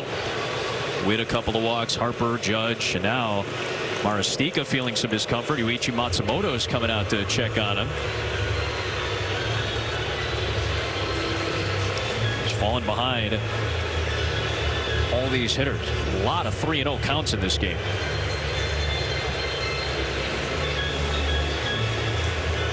What do you think he said to him, Wayno?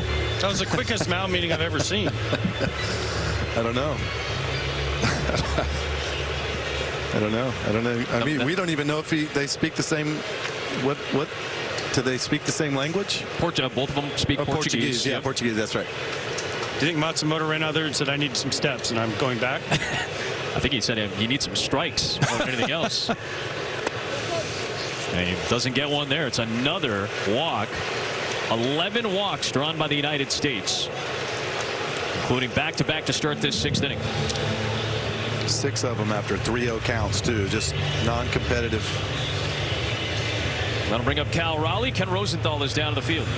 Adam, classic Cal Raleigh story from Tuesday's exhibition against the San Francisco Giants. Mark DeRosa wanted to remove him at various points in the game, but Raleigh insisted on remaining in so he could catch as many pitchers as possible. Winds up playing 9 innings, making 6 plate appearances, catching 6 different pitchers. DeRosa said, hey, Cal, the Mariners are going to kill me. But the next day, Raleigh was back at it, catching bullpens, trying to familiarize himself with as many pitchers as he could. One of the most durable players in all of baseball at its toughest position in terms of durability. 159 games played last year, plus he caught every inning of the postseason in Seattle's magical run to a 7-game loss in the ALCS to Toronto. As I said, I've talked about this before. The year he had, the games he played at the position. Runners go. Raleigh swings, skies it out towards center. For Maciel, the runners will have to head back. There's the first out, AJ. Aaron Judge very deserving of the MVP. But if Cal Raleigh didn't win the MVP with what he did last year, how do you get it away from Aaron Judge? What can someone do? Hit 70 homers? That's like the only thing you can do to get it out of Judge's hands. Not that Judge wasn't deserving. It was a great race and a lot of great discussions that all 3 of us had with other people. Plenty of discussions from around Major League Baseball and understandable and passionate cases for both Judge and Raleigh last year. Now teammates for Team USA, which has a 6-run lead, and here's Roman Anthony swinging away and fouling it off. That postseason last year was one of my favorite postseasons of any postseason baseball year I've ever seen. I mean, there was just so many incredible games, extra inning games left and right. And Cal caught every inning of them. Amazing. Well, I think that speaks to why there was so much buzz going around this week in the ramp up to the WBC this year. There's a few reasons, I think, and I think that was one of them. Anthony surges one out towards center field. This is playable for Maciel, and again, both runners will have to head back to the bags. There are 2 away in the 6th. I asked you guys the same question just when we were chatting about this in the lead up to the tournament. You know, why did I, as a non-player, as a fan of the game, as an observer of it, feel a bigger buzz about this tournament than maybe I ever have? And you guys had a couple of things. I had a feeling. I think the playoffs last year was as thrilling as they were. We got to call a 15-inning playoff game. We saw an 18-inning World Series game. We saw a 7-game series in the World Series that was absolutely thrilling, as Pete Crow Armstrong will climb in for the first time. Swing away at the first pitch, grounded to first, and that'll retire the side. The momentum that has built up to this tournament, in particular for Team USA, has been awesome in the lead up. To the bottom of the 6th we go, a 7-1 U.S. lead. Opening game of pool play, and our game summary is brought to you by Capital One. Logan Webb got the start. Aaron Judge started off the United States with a 2-run homer. What a moment for Lucas Ramirez, a solo shot to begin the night for Brazil, but since then 15 straight retired by United States pitching. Terang busted it open with that 3-run double in the 5th, taking advantage of all the walks issued by Brazilian pitching. And a 7-1 lead to the bottom half of the 6th. U.S. will take on Great Britain. You'll see that tomorrow on Fox. Then a tougher assignment against Mexico coming up on Monday, and then Italy on Tuesday. Mexico beat USA 2023? No, not 23. 2019. 17? Is that what you're thinking of? Might have been 23, actually, now that I think about it. Because Brady Singer, unfortunately, that was the game Brady Singer had to come in and pitch a lot of pitches. Manager is Benji Gill for Team Mexico. Man, as sharp as we saw Logan Webb, super sharp, right? Like, it's got better as he went. The best inning we've seen pitched today was Michael Wacha's last inning. Yep. 1, 2, 3 with 3 strikeouts. In what, 10 or 11 pitches? Yep. So Carmu will flip it into shallow center. That's going to fall in front of PCA and beyond Terang. So that ends the streak. Gabriel Carmu is able to get the second hit of the night for Brazil. It leads off the 6th inning after 15 straight Brazilians retired by the U.S. pitching staff. AJ, just to wrap it, you were thinking of the pool play game 11-5. Mexico beat the U.S. at Chase Field. That was 2023, correct? Yeah, yes. You should remember that, Wayno. You probably started it. What an inning? Remember the wins, forget the losses. Remember what you want from the losses, then move on. True. Great advice.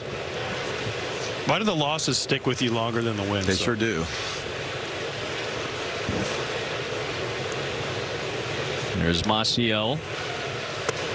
Waves and misses nothing at 2 on that change from Wacha. Yep, you love that change, Wayno. That thing, if you could slow-mo that, you would see that it was just corkscrewing and it just drops right off the table.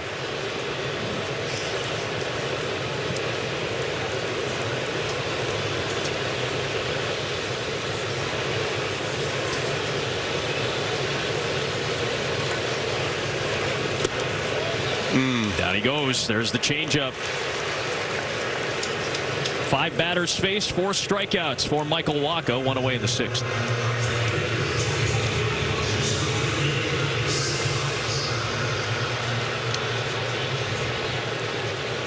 Those are the teams in Pool B. Here's Lucas Ramirez.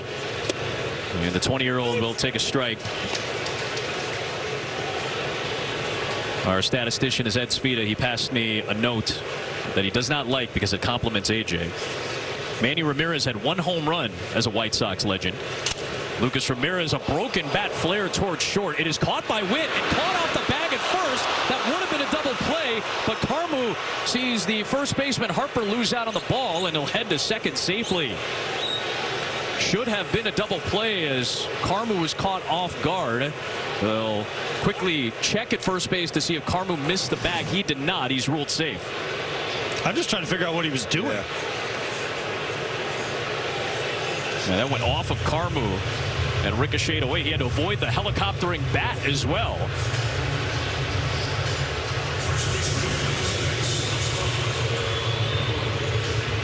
Very odd play off the bat of Ramirez. Bobby just told him, my bad, dude. Didn't mean to hit you right in the middle of the back. It is an error on Witt that advances Carmu into scoring position. Now 2 down for Carvalho. Fouls it away. See, maybe he knew what he was doing. He got right in the way so that he could get to second into scoring position. The tactical nature of the game, Age. He was thinking 3 steps ahead.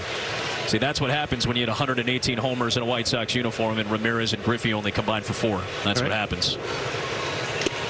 And there for a strike on that changeup. Looked like it was going to float high, and it just dropped down at the last moment. Nice framing by Raleigh. That's one of the hardest pitches to hit. I was as a left-handed hitter. Fernando Rodney used to do that. He used to throw me inside changeups. I could never swing at them because they looked like such a ball out of the hand.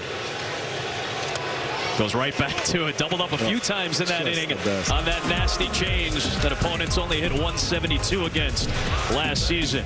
To the late innings we go in the openers. 7-1 USA. 11 walks issued by Brazilian pitching. Giving up 7 runs on just 6 hits. U.S. have also left 10 men on base so far.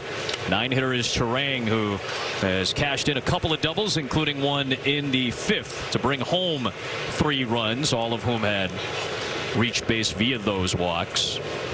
Effectively wild. They're saying, we're just going to walk you until you load the bases, then we're going to get you out, except for the time Price hit. On that fly ball out to left that had Mascai twisted and turned around. And most people wouldn't do it that way, AJ. It's usually not a very good strategy. This is the 2nd inning of work for Joao Gabriel Maristica. Walked the first 2 men he faced in the 6th and then left them stranded. Bouncing ball to the right side for Carvalho. Nice easy play for the first out of the 7th. Game used jerseys, baseballs, bases, and more are now live on auction for the 2026 World Baseball Classic. New auctions are added after each game, and you can own a piece of WBC history. MLB.com/WBC auction. Jerseys of all teams, a lot of United States paraphernalia in the crowd, as expected here in Houston. Top of the order, and Bobby Witt Jr. up for the 5th time. And a nasty breaking ball for Marastica for a strike. Wait until you see this place on Monday. Is that when USA plays Mexico? Yep. This place is going to be going bonkers. Yep.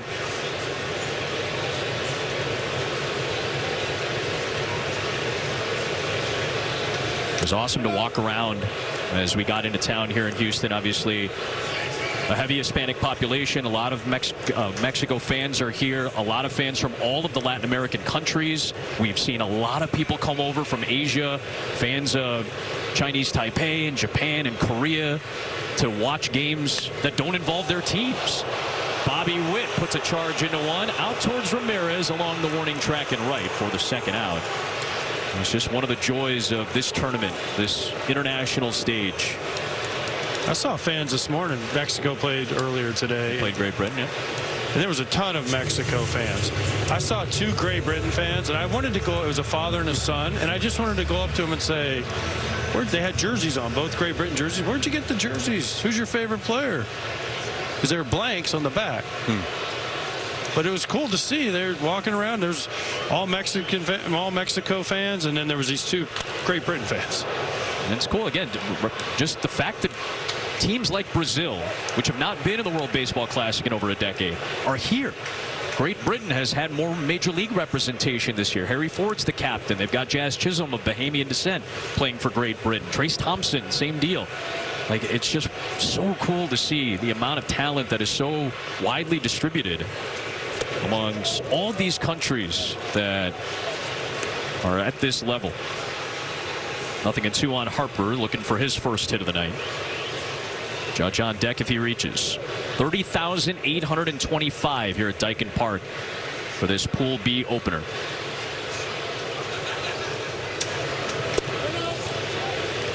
And it goes back to what we were talking about a couple of innings ago. The wonderful postseason to close out 2025. The thrilling finish in 2023 between the U.S. and Japan. The dream team-like nature of this roster. An incredible buzz around this tournament. 2-2 on Harper. It also doesn't hurt for the excitement of this tournament. USA hasn't won in a long time. 2017. And Japan has 3 championships. The U.S. has 1. U.S. likes to win. He'd catch up a little. Out towards left. And Maskai. 10-pitch inning worked by Marastica. Beautiful night in Houston, Texas. 7-1 U.S. stretch time. Welcome back to the 2026 World Baseball Classic on Fox, presented by Capital One. To the bottom of the 7th we go. 7-1 United States has the lead. Again, Pete Crow Armstrong, the only substitution in this game on either side outside of the pitching staffs. He took over for Byron Buxton, who was hit by a pitch earlier in this game. Ken Rosenthal is down on the field with an update. Adam Buxton is fine. They just removed him for precautionary reasons and also because they wanted to get Pete Crow Armstrong some at-bats. But Buxton, absolutely okay. That's great news to hear. And one of the quandaries that Mark DeRosa has, along with one of the luxuries that he has with this stacked roster. You can have so many difficult decisions to make on who you want in the lineup. And then if one of those guys happens to get hurt or you want to be cautious, guess what? PCA is just sitting on the bench getting ready to go. There is a base hit for Leonardo Reginato. That is a meaningful one for the 35-year-old captain of this Brazilian team. A man who had the first ever RBI in Brazilian WBC history 13 years ago. 13 years later, as the captain, he has a base hit tonight against the U.S. He's aboard for Dante Bichette Jr., who was fanned twice. I don't know how he hits with all that stuff hanging off I mean, the hair, the chain, Waino. Might be a reflecting. It's got a lot of things happening there. Well, there's a lot of colors. There's a lot of shiny accoutrement to the jersey and to the paraphernalia that Bichette has. And he strokes one out towards PCA in center. He's got it for out number 1. Back to first goes Reginato. Joseph Contreras, who obviously pitched in this game. His dad, Jose, when he pitched for the White Sox, he would wear multiple chains, and every pitch he would throw, you could hear him like clanging. Yep. And so maybe that's what Bichette he learned from Jose Contreras. It's possible. I don't know. I don't know. White Sox legend. Another one, Rienzo, they're pitching. I mean, there's a lot. One of many. Here's Vitor Ito. That might be the first pitch we've seen Michael come out of sorts a little bit. The first 2 innings, 21 pitches, 19 strikes. He's been incredibly sharp. Apparently one person does not agree with all the White Sox legends in the building tonight. He clearly doesn't know how many are here. Or he just knows you're here, I think. I mean, all I can say is I never lost a World Series game on this field. You guys celebrated the 20-year anniversary last year.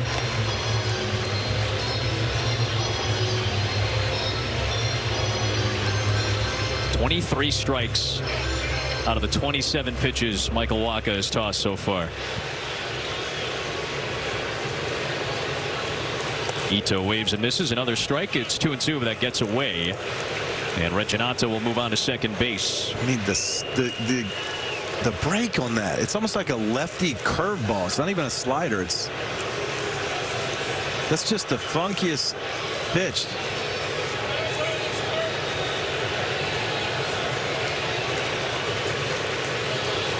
Wacha spent the first 7 years with the Cardinals, been with the Mets, the Rays, the Red Sox, the Padres, lately with the Royals.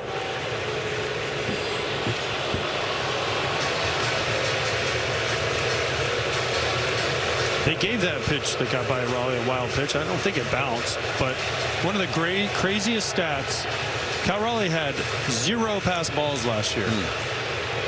Until the until he had one in the postseason. Yeah. What was it, like 1,100 innings or something like that? Almost 1,300 innings last year without a pass ball against him. There's a little tapper in front of Raleigh, right on cue. And Harper digs it out at first base. Excellent play on the hop. What a pick. Bryce Harper has turned himself into an absolute stud at first base with some of these picks. Raleigh slips a little bit on the ball. First of all, I love the aggressiveness. Watch his back foot right there. See it slip a little bit? And Harper picks him up nicely. Platinum Glove winner a couple of years ago, Cal Raleigh. Certainly could have made a case to win it last year as well. But a great play by Harper at first base. Had to make that transition after the UCL surgery a few years ago. Said he's been willing to go into the outfield if need be for the Phillies, if the opportunity were to come to perhaps sign another first baseman or something like that. But he has really become a solid first baseman over the last 2 years. Cal coming out here calling this right now, saying I needed a break. And he's thanking Bryce Harper. Yeah. Saved it out for him over there with that great pick. See, that's the most intelligent position on the field. Also going out there to help out the most unathletic position, the pitcher, because Wacha had to run 40 feet, so he was so tired that the catcher then had to run 60 feet, and another 60, so 120 feet, so the pitcher could catch his breath. Guys, it's March 6th, and AJ's already in September form. Here is Rojo, who's made a nice defensive play in this game.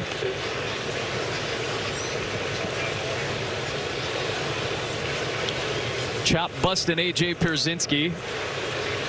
See, Waino had no response. So all pitchers are athletes. Adam Wainwright. I mean, I said for crying out loud. I mean, you know, it's all it required.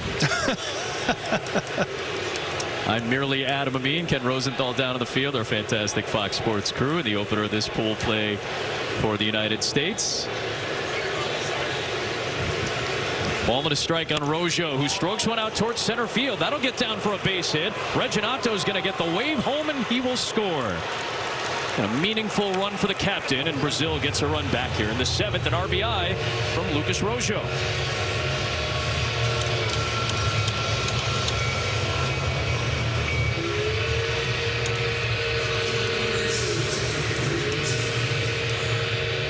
They should be happier. I feel like those Brazil fans should be happier than what they're at. This game could be really, really ugly. They're still, I'm not saying they're in the game, but this isn't what I think a lot of people thought was going to happen. Sure. Combination of the lack of experience for Brazil and the pressure on the United States because of its star-studded roster. Reading up on Brazilian baseball, where it stands right now. Obviously, soccer is the main sport, the national sport, but the passion for baseball has grown over the years. There is this phrase that I remember hearing during Brazil's World Cup dominance. Jogo Bonito means the beautiful game. And that phrase has started to translate into baseball. Part of that is the passion and the flair that Brazil and its fellow Latin American countries, South American and Central American countries play with. There's that flair for joy and passion, and that has combined over the last century with the tactical and disciplined nature of Japanese baseball. They know they're not going to be the most powerful team, but they use their speed, they use their smarts, they use small ball, and we heard Yuichi Matsumoto, through his translator, use the word grind to talk about what this team is like. So if you didn't really have a sense for it, this is meant to be a grinded out type of team in Brazil. In the air, well struck to left. Some power here from Maskai. Anthony's going to have to turn around, and a home run, the second of the game for Brazil. And how about now, AJ? They're right back in this in the 7th inning. There's the joy. There you go.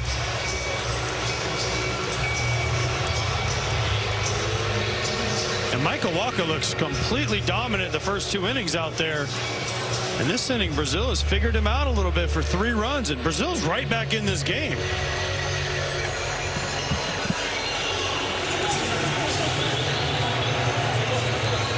The former Houston Astro minor leaguer comes to Houston's ballpark and cracks a 2-run shot, part of a 3-run 7th inning for the Brazilians. A line out from Carmo, and that will retire the side. With a 25-year-old from Marília, which is becoming a Brazilian baseball hotbed, Victor Maskai, the home run. It's 7-4. Some stunned United States fans after seeing Brazil put up 3 in that last frame. MLB Plus is new for 2026.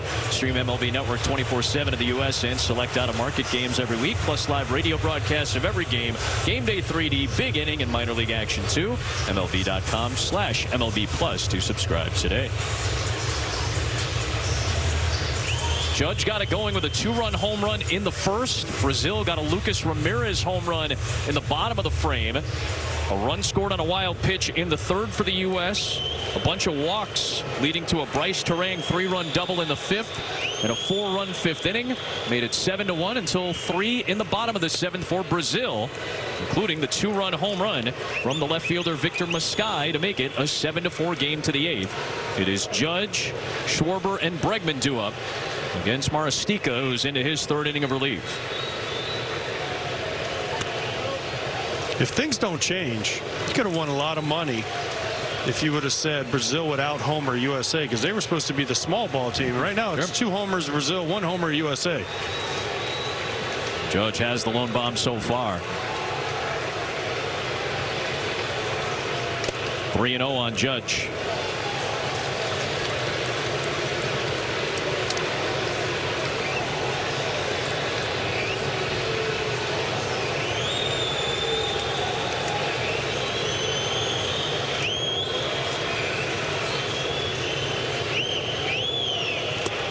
Four-pitch walk to Aaron Judge to begin this top half of the 8th inning.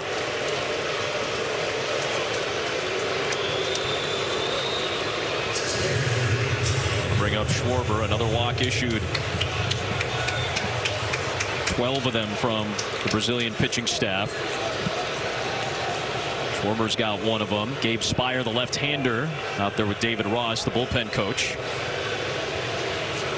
Have some lefties due up in the bottom of the 8th for Brazil, so Spire preparing.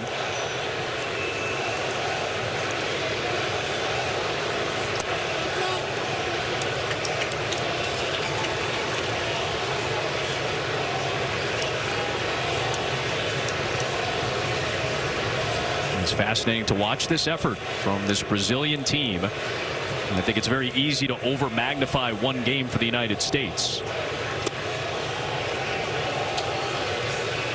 But it has been quite the effort from Brazil to stay in it.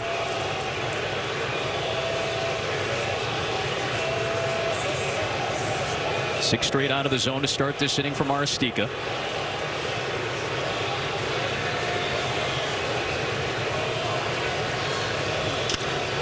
It's flipped towards center field. Maciel and Mascai there. It'll be the left fielder Mascai, feeling confident after that home run shot, calling off his center fielder for the out.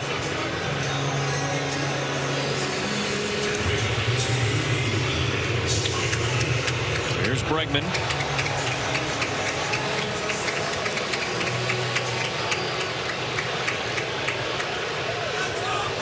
We talked to Mark DeRosa before the game. He mentioned obviously Aaron Judge, and he used the same comment to Ken Rosenthal, the leader of men. Alex Bregman is the tactical brain, seemingly, for this group.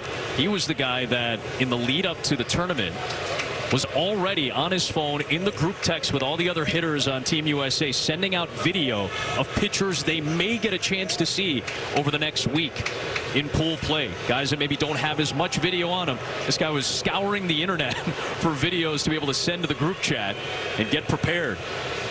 Already pointing out little tendencies and little ticks and maybe little giveaways that pitchers may show to try to get every little advantage. And over the last 11 years since I first saw him at LSU as a superstar college player, eventually going number 2 in the Major League Baseball draft in 2015, he has been that type of baseball junkie, hailing from Albuquerque, New Mexico.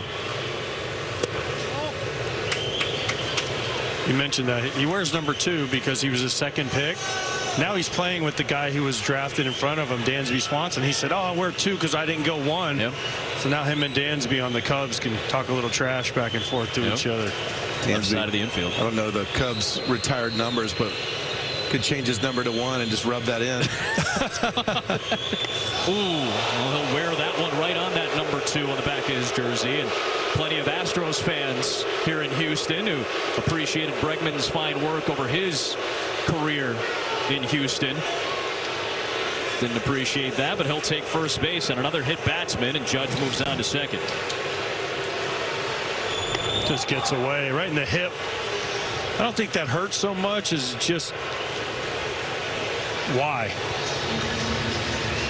Maristico has had some control problems in this inning, to say the least, and it will be a pitching change. That'll do it for Maristico. Battle through 2+ in relief. 36-year-old Ugo Kanabushi will check in for his second World Baseball Classic. See his numbers from about a decade ago when he was playing at the highest level of Japanese baseball. Born and raised in Brazil, but moved to Japan as a high schooler to play in baseball, and eventually worked his way up to Nippon Professional, pitching for Yomiuri. Cal Raleigh has walked twice and scored. You mentioned Bregman and all the scouting reports and looking for little things. There was not a lot of scouting reports on some of these guys. Sure. Kanabushi hasn't pitched professionally in 10 years. What's the scouting report on him? He's left-handed? Only pitched in a couple of games in Japan. He's dealt with Tommy John surgery a couple of times. Raleigh turning around to bat right-handed here against the lefty Kanabushi, who has a full-time job as well. He's actually now the interpreter for the team he once pitched for in Yomiuri.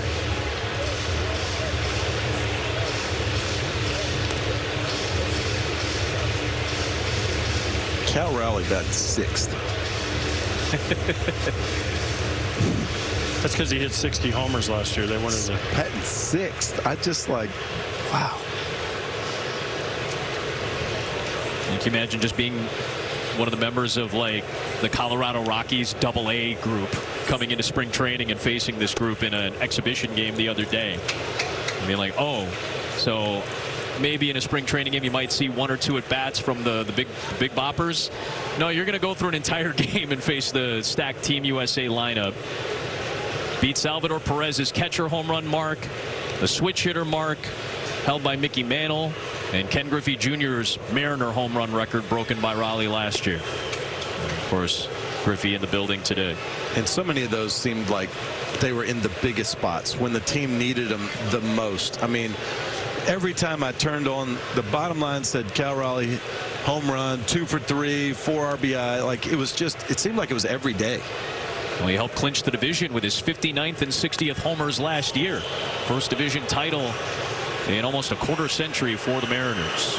Scott out to right. Ramirez has it. Runners stay, and there are 2 down in the 8th.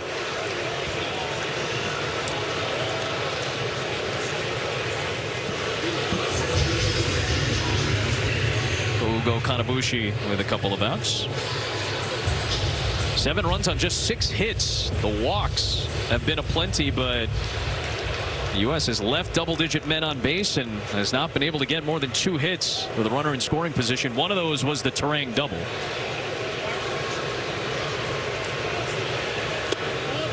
Roman Anthony will take a curve inside.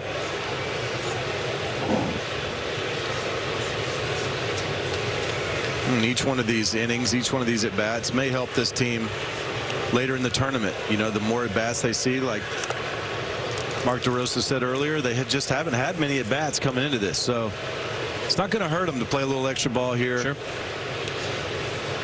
See a few more pitches, even if they're from interpreters.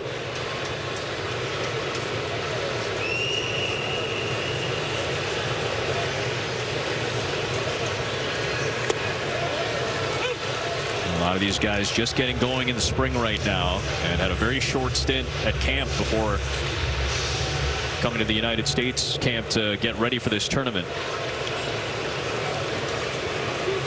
That little hand guard, AJ, is something I feel like every hitter should use one of those on their top hand. Would that bother you? On their bottom hand, sorry. Anthony, a ground ball through the right side, a base hit. Judge on his way home. He will score. And it's 8-4 United States. Into third base goes Bregman. And Roman Anthony, the United States' youngest player, drives in a run to extend the U.S. lead. No, the answer is no. They're so loose and they're so flexible now, Waino. And I agree. Most hitters were elbow guards, shin guards, and hand guards, and the C-flat face guard. So they have all the armor, but that's just a nice job by Roman Anthony. He just goes down and gets that ball, drives in the 8th run for USA. And again, they just haven't cashed in all the walks enough. This time the leadoff walk does come around to score in Judge. Bregman to third. Runners at the corners for PCA's second trip to the plate after coming in for Buxton.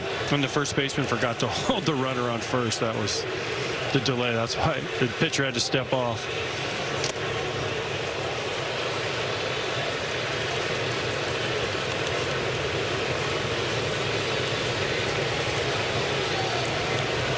A fabulous start to last year for PCA. Slowed down a little bit in the second half. Guy who's been part of the Team USA program for a long time, going back to his youth days. Won a couple of medals, a couple of championships with Team USA.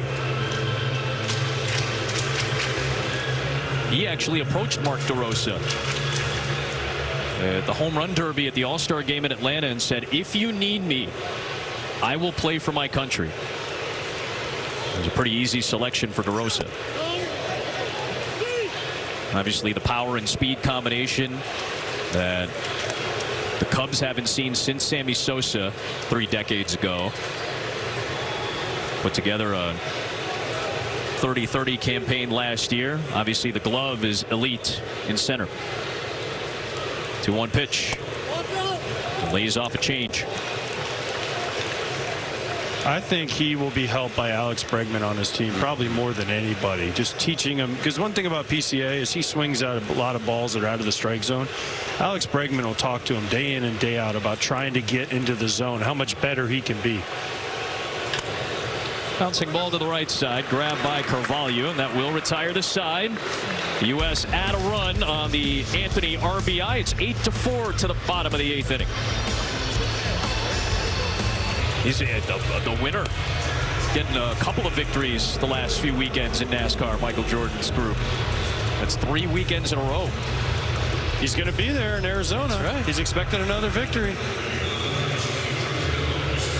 Gabe Speier, the left-hander from the Seattle Mariners, brings one of the great fastball slider combinations in all of Major League Baseball, in particular that slider that gets swings and misses on about half the pitches thrown. It'll be 9-1-2, a couple of lefties after the switch hitting Maciel. The 9 hitters up, and then Ramirez and Carvalho, the 2 left-handers at the top.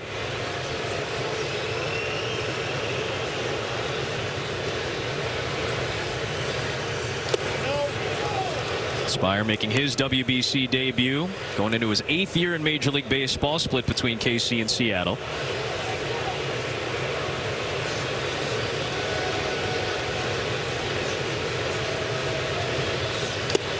There's a strike on that fastball at 93.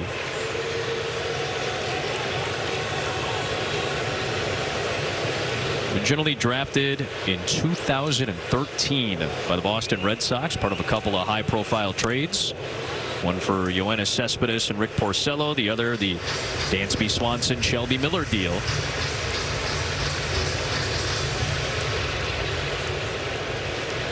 Here he is at age 30 now, the California native pitching for the United States.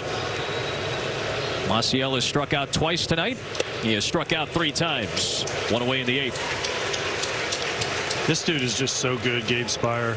We saw it with the Mariners last year, the year he had. His fastball slider combination is great for lefties and righties. With the face that Maciel had after the foul ball and the slider coming into him, he looked out there like, oh man, now I got to look for that, and then that just opened up the fastball at the top. It's a pretty good combo and good sequence that Speier possesses to put up the type of numbers he did last year. 12 strikeouts per 9 last season for Speier out of the bullpen. Ramirez takes a strike. 12 strikeouts now for United States pitching, including 1 against Ramirez all the way back in the 3rd against Logan Webb, who pitched the first 4 innings today for the U.S. Ramirez skies one down the right field line, looking for that ball at the wall, and it suddenly appears and lands for a second Lucas Ramirez home run.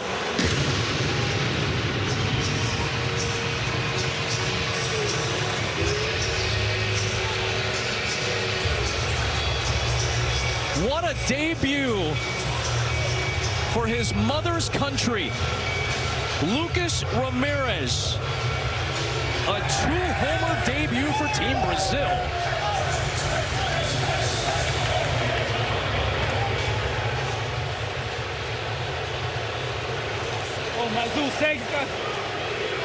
He said he doesn't feel pressure. He looks like a guy that has not felt any pressure today.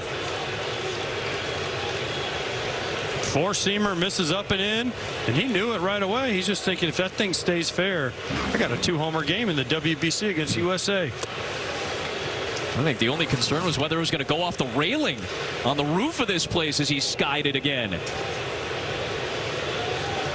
Goodness, look at the launch angle there. Got underneath. Carvalho strikes out 2 down. Between 17-year-old Joseph Contreras, the son of Jose, and 20-year-old Lucas Ramirez, the son of Manny. Incredible positions to be thrown into against the U.S. and incredible moments to put together at such young ages. But for a guy who only has 3 home runs in his minor league career to hit 2? Against these pitchers, impressive. Reginato's at the plate. Ken Rosenthal is down to the field. Guys, some of the Brazil people were saying before the game that it would be something of a triumph simply to play 9 innings. And you might ask, well, why? That's kind of a modest goal for a baseball game. But in the early rounds of the WBC, there is a mercy rule. If a team leads by 15 runs after the 5th inning, game is called. If the lead is 10 runs after the 7th inning, the game is called. Well, Brazil is going to get all 9, it certainly appears. And that, for them, is something of an accomplishment. They said it would be cause for celebration to compete against these great teams. It would be a party in the streets of Sao Paulo and Rio if they were to win a game for the first time at the WBC. Well, if they beat the USA. Well, that would be a party the likes that Carnival perhaps hasn't seen.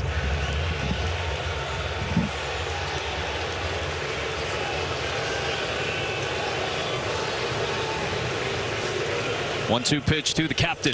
Reginato flares one to Witt. He makes the play.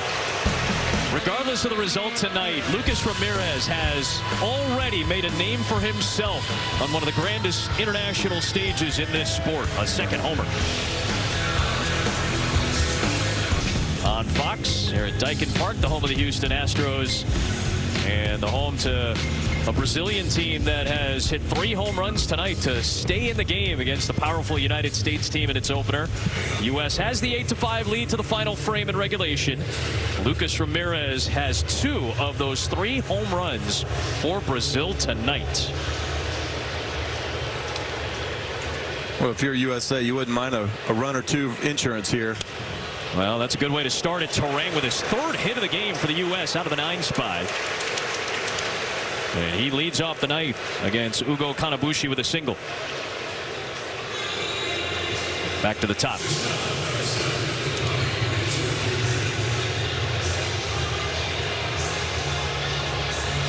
Matsumoto is out there to make a change. So the Brazilian bullpen, which has been busy all night, will turn to its 7th reliever of this game. Kanabushi is done. We've seen it all, right? We've seen a 17-year-old who's playing in high school. We've seen a 40-year-old veteran. We've seen construction workers. We've seen the sons of major leaguers. And now we see a college kid. Tomas Lopez, whose mother was born and raised in Brazil, is currently in the middle of his early season with Columbia University. He comes into a game with Bryce Turang at first base, and he lifts the bag as Carmu sees a man steal a base against him. And into scoring position goes Turang with Bobby Witt Jr. at the plate facing Tomas Lopez. Oh, he had no chance right there. Turang, he went right away. And yeah, pitchers, they just give their catcher no chance. And then they look at the catcher and wonder, well, I can't throw the guy out. He's going to get 3rd here in a second, too. Watch. Keep an eye out for it as Lopez deals a curve outside. I think you're probably on first base there if you're Bryce Turang. I mean, they probably sure they have video on all these guys already, but he saw the closed tip. He saw the high leg kick. It's like 1-5, 1-6 to home plate. Lopez deals upstairs, 21 years of age, and 6'3". He said it would be just crazy to see a professional hitter in the batter's box. Well, he's looking at one of the great hitters in baseball, the guy who led Major League Baseball in hits last year, in Bobby Witt Jr. The other part he said would be kind of cool is maybe after the game I could get a few pictures with Paul Skeens and Aaron Judge. That's what's fascinating about these guys who are stepping in. Again, we've seen 17-year-olds, we've seen construction workers, and now seen a kid who has spent probably the last 10 years of his life closely watching some of the players and pitchers that his team is playing against internationally right now. 2-2 from Lopez to Witt. Check swing, no swing, 3-2.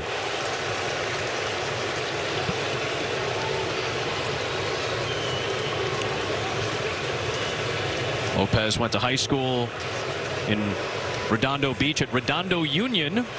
course, longtime Houston Astro Morgan Ensberg. That was his alma mater as well as we play on here at Daikin Park. 3-2 pitch. Witt pops it up, foul.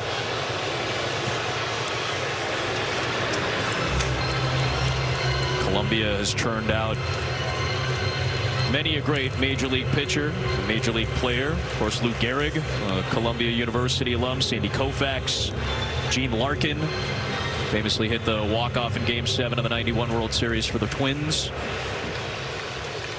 Handful of Hall of Famers. Sorry, Smoltzy. He's watching tonight, preparing for this tournament.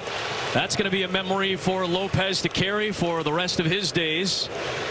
A strikeout of Bobby Witt Jr. here in the 9th inning, 1 away. Looking at his numbers, though, in college, he's 17 strikeouts in 12 innings. I mean, he's clearly got good stuff. Bobby just, he couldn't press the pause button right there. You can tell he didn't want to swing at that. That's the slider that doesn't slide. That's the one we talked about earlier. It doesn't do anything. That's the best pitch in baseball, the old backup slider. You can't do it anytime you want it, but sometimes it just messes up a hitter. He's expecting that ball to break, and it doesn't break. You swing under it. Well, maybe Lopez will face a guy whose photo he wants after the game. Judge is on deck. Judge just handed the ball to Griffey, by the way. That's cool. Harper rips one into right field. That's a base hit. And easily coming around Terang, he will score. And that pushes an extra run across for the U.S. to make it a 4-run lead in the 9th. And Harper's first hit. That's what they wanted right there. Get a little insurance. I get a little good feeling, right? Yeah. These late innings. Sure. Feel the contact, feel the bat on the ball, get back into a little bit of a flow. And an RBI for Harper makes it 9-5 and sets it up for Judge to face Lopez. And this is the top of the order 6th plate appearance. So you're getting at bats. These are all just more bats that get sharper and sharper. Judge will take high. U.S. has scored in 5 different innings. 2 in the first on the Judge homer, 1 in the 3rd, 4 in the 5th, 1 in the 8th, and 1 in the 9th. Plenty of Yankee supporters here. A lot of Yankee players playing in the WBC.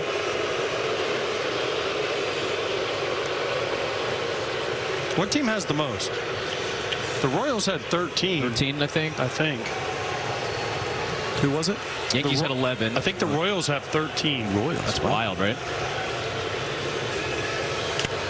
Judge skies one foul, 1-1. What size bat does Aaron Judge use? Do you know? I don't. I'm going to ask him tomorrow when I see him. Looks like a pencil in his hands. I was going to say, what sticks out to you because it looks so small? I bet it doesn't look like it's overly, it's not a 35 or anything. He's 6'7". Yeah, he's a big man. He gets way down on that knob, too. He is way off that knob. He wants the whip. Seattle's got 18, AJ, and the Mets also have 18. That's tied for the top 2 marks. Philly's got 17. So does KC. Oh, KC has 17. Yep. Toronto's got 15. So do the Pirates. Red Sox have 15. 14 for the Brew Crew. 13 for the Padres. 13 for the Yankees. And 13 for the Orioles as well, including Gunnar Henderson, who's on the United States roster. I remember Ollie Marmol talking to me about the complexities of that in spring training when so many of your players are out playing. Yeah. You know, but it also does bring a lot of opportunity for younger players that may not have got at bats or innings. Because your big guns are still getting at bats potentially at a high level. It's part of the balance that Mark DeRosa has to hold. He said, he used the word honoring. I still want to honor everybody that made the sacrifice to be away from their major league clubs to play for Team USA.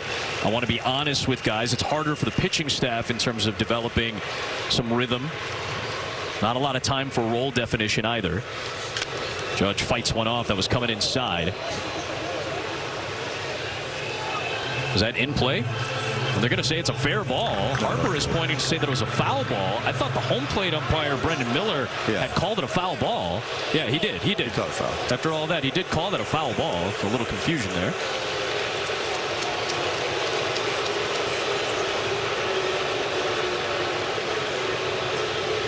Talking about the guys leaving their teams, there's guys that are position battles, by the way. This ball is foul. Aaron Judge, the way Aaron Judge reacted and hit him on the back hip, you know he was foul.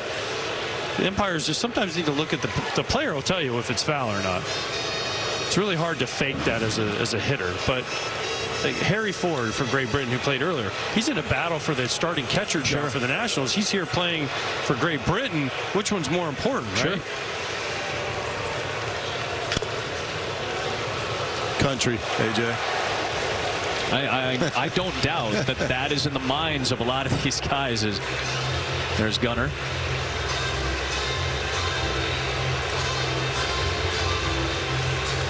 That is part of the thought process, and I know that was something that was important to you, Waino, when you got the offer a few years ago. That's been a common thread across the board with a lot of these guys. Judge ends up drawing a walk. The inning extends with only one out.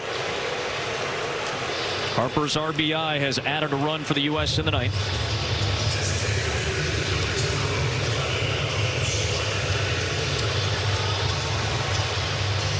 So we just got confirmation. It is actually a 35-34. 35-33 ounce. 35-33 ounce. So it is that's a bigger bat than most people. Sure. It's a giant bat. And in your eyes, it's still he still made it look small. It looked like he was holding a 32 off the handle, you know. And the way he holds it in his off the knob, it makes it like a 37. Yeah. I tell you, when you're out there on the hill and you see him in the box, he looks like a giraffe up there, you know, just like he takes up the whole thing. He's such a large presence, not just his height, it's just such a large presence too that you know. You see what he's doing right there? So he's telling Schwarber and Bregman, again, they don't have a lot of scouting reports from these guys. When they play the more established teams, they'll have scouting reports. They'll have at bats against these guys. They're facing a college kid. He's telling Schwarber and Bregman, get the ball down. It has ride on it, and then he said also has a little run into him. That's a guy that just faced him, telling his teammates from first base what to look for. Here is Schwarber with 2 on, 1 out in the ninth against the collegiate pitcher Tomas Lopez.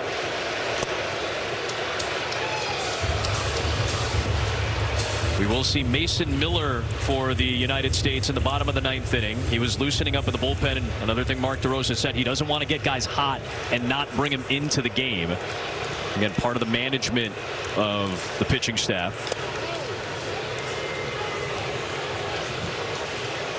That's part of that balance as well with organizations and country.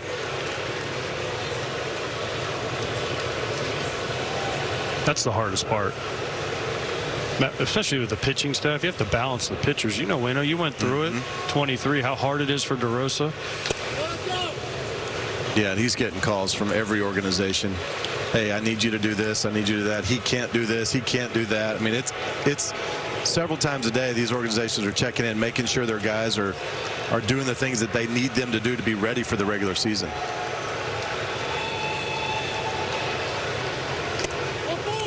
Four-pitch walk to Schwarber to load him up for Bregman. We talked about it with tomorrow's starter, Tarik Skubal. He made it clear that he can only go out for basically one outing. He still wanted to pitch for Team USA, and certainly you will take Tarik Skubal as much as you can get him. But that was part of the Logan Webb dilemma 3 years ago. Going into a contract year, wants to make sure he honors himself and the team he's playing for. And the same deal for Skubal, who will just pitch tomorrow against Great Britain. Infield is in, bases loaded for Bregman, who was hit in his last trip to the plate. And don't forget, Skubal, Webb, Skeens, they're opening day guys. Yeah. They're all getting ready for the same day, basically. So you got to time that out a little bit. Logan Webb gets 1 day early because the Yankees and Giants open up a day early. Right. But you're trying to get all these guys on the same schedule.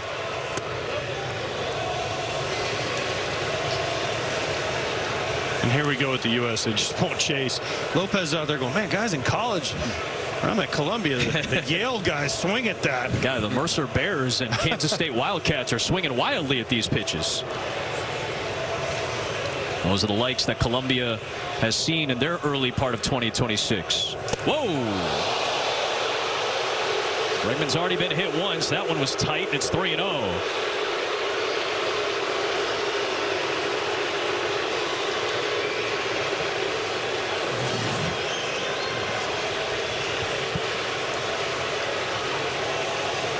He's clearly just lost his release point, right? He's been missing up all inning, up and in a few times now. He's not trying to do it. He just doesn't have the feel. Brazil's 200th pitch of the game is another ball. It walks in a run for Bregman, and it's 10-5 United States as Harper, with an RBI single earlier in this frame, scores the second U.S. run of the night.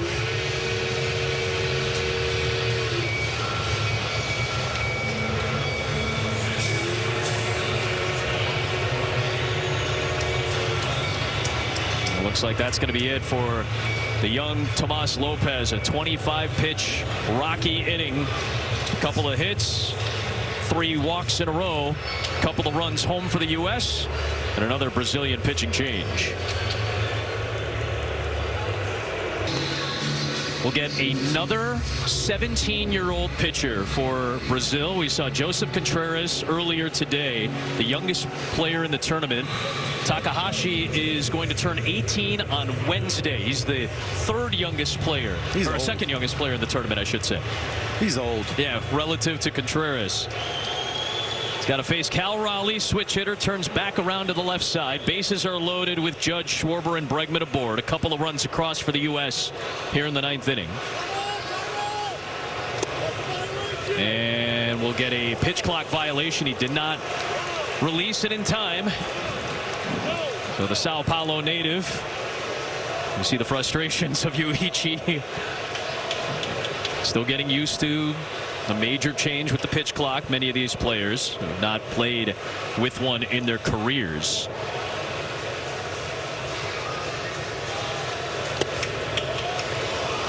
How do you handle that, Wayno? Like, he threw a pitch and it looked like a curveball. And obviously Cal Raleigh didn't swing, but do you want to go back to the curveball after you do that? Depends on how close they watch it, I guess, or how well you threw it. 2 balls and a strike on Cal. Like, maybe if you don't like throw a banger in there and they think, oh, okay, I've got it now, then you can back it up with a good one. I don't know. That's always a weird one. Judge at 3rd, Schwarber at 2nd, Bregman at 1st. All 3 walked consecutively against Lopez. Now Takahashi will deliver a 4-pitch walk to Cal Raleigh, the 16th walk drawn by the United States offense, and a 3rd run here in the 9th inning to make it 11-5. 16 walks and 3 hit batsmen or 2 hit batsmen? Buxton, Bregman. 2 and almost Bregman for a third, second time earlier in this inning, but and almost Judge. So now Roman Anthony, he'll take a strike. Little Bronx Houston cheer in the Bronx. The USA fans want to see these guys get to swing the bat. I think these guys want to swing the bat too.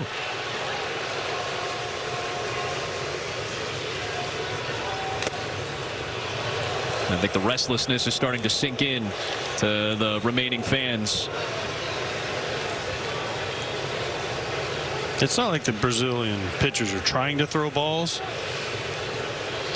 It's just a huge experience difference. They're trying to be so careful. You put anything in the wheelhouse of just about any of these U.S. hitters, you know what the result could very easily be.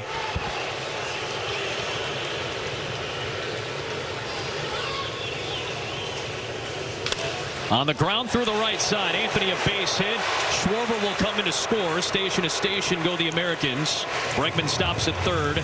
Raleigh at 2nd, and Roman Anthony back-to-back trips to the plate with an RBI base hit. He has been aboard 4 times in his WBC debut, and it's a 7-run lead for the U.S.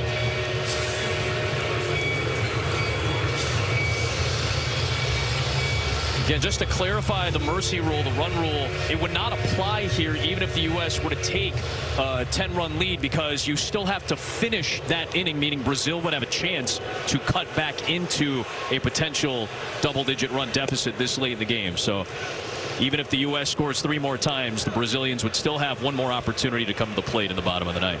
Mason Miller's about to come into the biggest lead he's probably ever had. And it's got to be a little tough on him, too. Getting hot, getting ready to go, and then this long inning.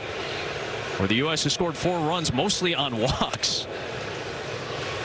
He's been hanging around in that bullpen, probably sitting up, sitting back down, getting up again. And the base is loaded for Pete Crow Armstrong in a 2-0 count.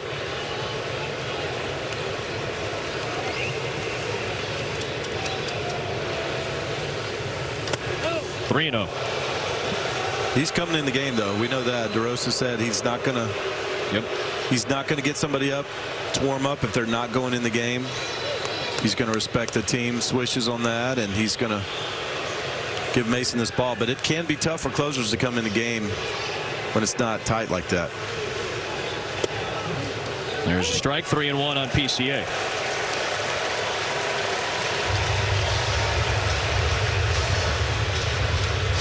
We have other NL Central fans cheering for a Chicago Cub at the plate after a strike is thrown.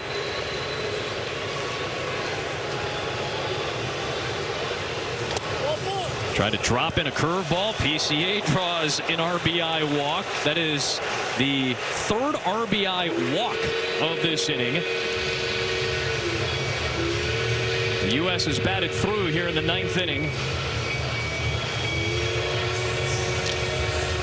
And back to the man who started it all off with a single in Bryce Turang.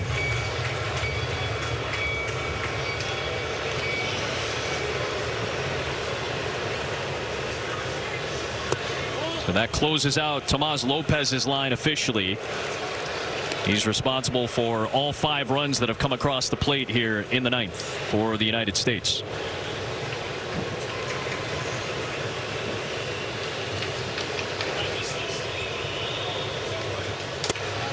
And it's 2-0 on Turang. Well, we're going to get to see all of Brazil's pitchers. Certainly seems that way. Because you can't, Takahashi, you just can't leave him out there. I don't know what the rule is on position players pitching, but I don't think they want to do that either.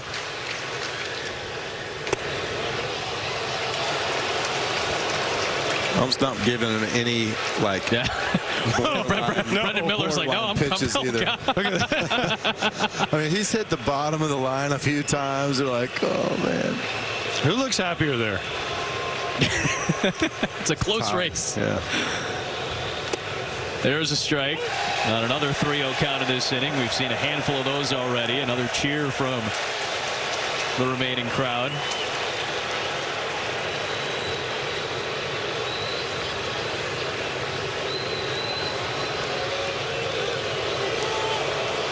They just got a pitch clock. Got another pitch clock violation. My gosh. And Raleigh will score. Oh, no, that was a balk. Sorry. Oh, yeah. Oh, another violation here. We've seen a handful of pitch clock violations and now a balk against Takahashi. And another run comes across. Oh, boy.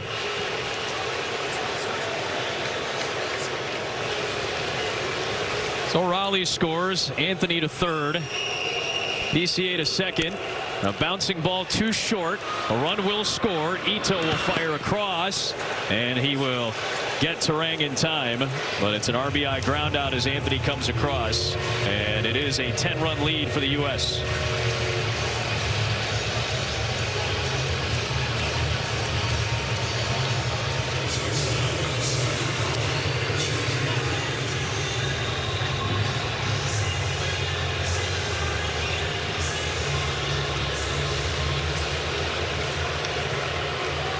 The other element to this, especially for the United States umpires, the MLB umpires, of which Brendan Miller is, they're trying to get loosened up for the year as well. And with the added addition, or with the addition of the ABS system, the expectation is they need to be sharper as well.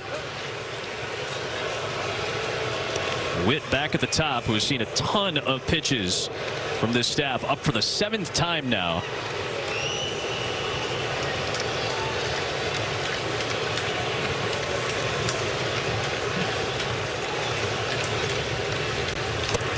Two 2-0 the count on Bobby Witt Jr.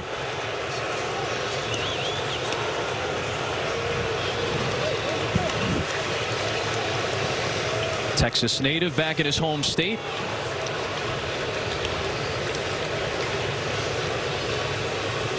Of course, his dad drafted by the Rangers all the way back in 1985. There's a strike. Miller has just been hanging out. David Ross's beard has gotten grayer, by the way, since I think getting started. I think since the last shot we showed, it's gotten longer, too.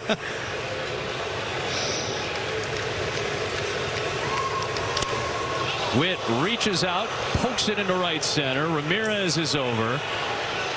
And a long 7-run United States ninth comes to a close. They've got the 10-run lead. Brazil will get its last cracks at the plate against the flame-throwing Mason Miller, who will come in for the bottom of the ninth. San Diego Padre, 27-year-old Pittsburgh native, making his WBC debut. The flame-throwing Mason Miller. And how about this? You go from one great fastball slider combination to another. From Spire to Miller from the right side now.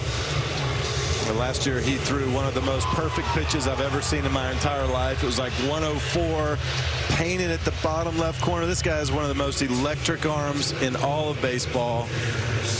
A setup man last year for the Padres. When you got Robert Suarez in the back end of their bullpen, he just made it that much tougher. Roman Anthony moves out to right. You got Ernie Clement playing in left field after his fantastic postseason, a record-setting one for Toronto. And Paul Goldschmidt, Gold Glover, is over at first base to finish out the ninth. Bichette leads it off out of the fourth spot for Brazil, and there's 100 right out of the gate from Mason Miller. The 228-pounder deals.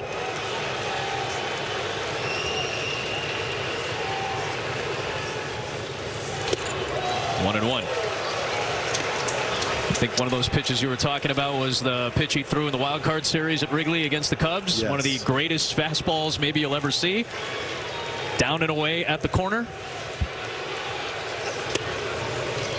I just don't know how you hit a guy like this. Yeah. 102 up, and then he throws a slider, I think, which is rated as the best pitch in baseball last year, or one of them. What do you go up there and look for? You can't hit 103, and you can't hit a slider.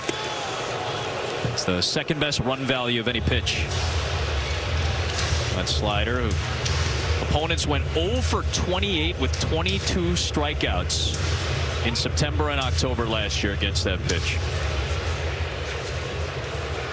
He struck out 11 straight guys last year in the regular season and postseason before he hit Michael Busch with a pitch. He punched out 11 straight dudes. What a pickup for San Diego last year. That sounds fun. Close pitch, and Bichette takes ball 4. And we told you Miller was up and down, and obviously was going to pitch as soon as he got up to get warmed up. Mark DeRosa said, I'm bringing him in. I'm doing that with everybody, making sure they get their opportunities. But it was a long wait for Miller from the time he started to loosen up to the time he threw his first pitch on Bichette here in the bottom of the ninth. And I don't think they'll let him struggle if he's not finding the zone tonight. He'll have 3 batters. If it's not looking great, they ought to have somebody maybe to out there clean up an inning, but you don't want this guy out there throwing 30 pitches. Kershaw? Potentially. Felipe Carraghi will check in as the pinch runner for Brazil. Somebody's jumping around out there in the bullpen. I can't see who it is because Ed Svita gave me the worst binoculars of all time. He just found him in the side of the broadcast booth or something. The bullpen knows. They know their guys on the mound. They're not going to let this. They're not going to let him struggle.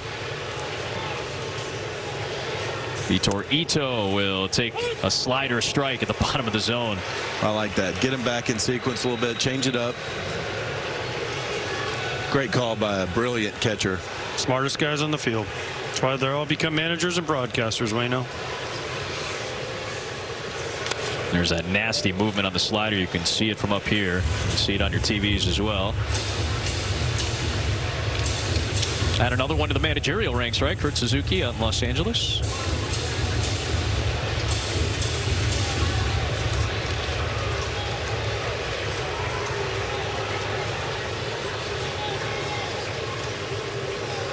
Brendan Miller's view here. It's high, 1-2.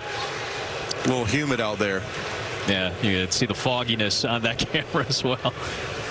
Imagine the sweat from Miller and how hot it's been. It's very rainy as well, and it's supposed to be a very poor weather day in Houston. Obviously, we're in a ballpark with a roof, so no concern about game time or anything like that tomorrow, thankfully. But there's supposed to be some heavy rain in the Houston area tomorrow. We'll be back here tomorrow night, 8 o'clock Eastern time, the United States and Great Britain.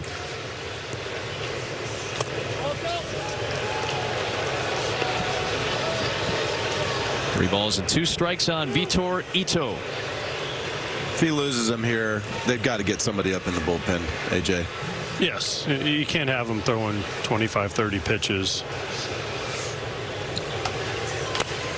Little tapper grab by Raleigh. Throw down to second. They're going to call it a foul ball. That would have been a fabulous defensive play, but it is foul. Another life for Ito, and back to first goes Karagi. That's a tough call. Especially with the foggy lens. I was going to say, yeah. That's probably the right call. Still impressive reflexes by Raleigh, of course.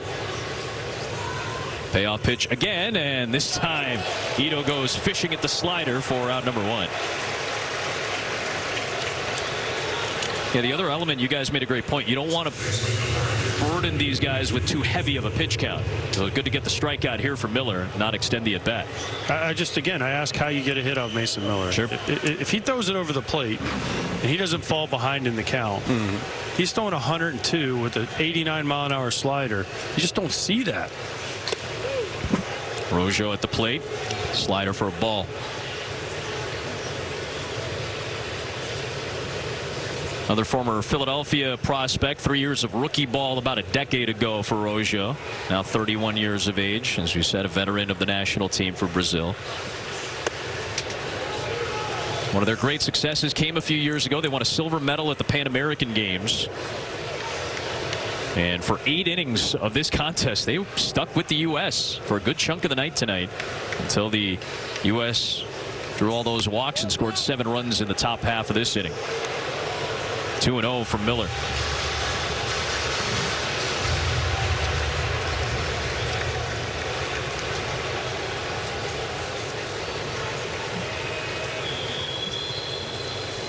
There's a strike, 3-1. Took something off that one at 100. 3-0, Waino. That's how he used to pitch. That's what I was going to say. Waino used to do that all the time.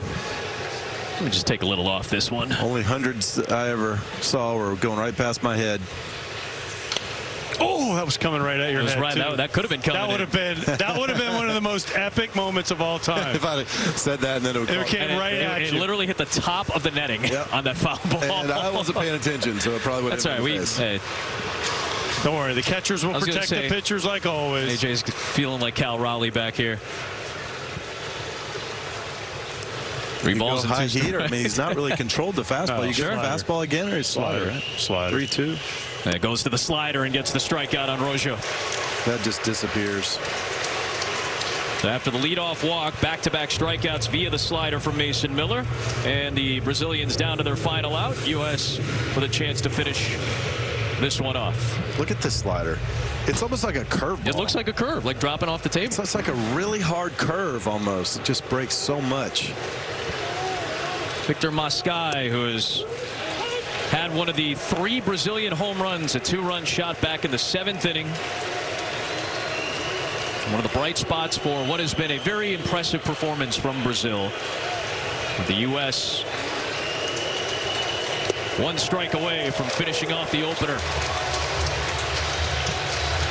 Judge, the only United States homer. He scored 3 times tonight.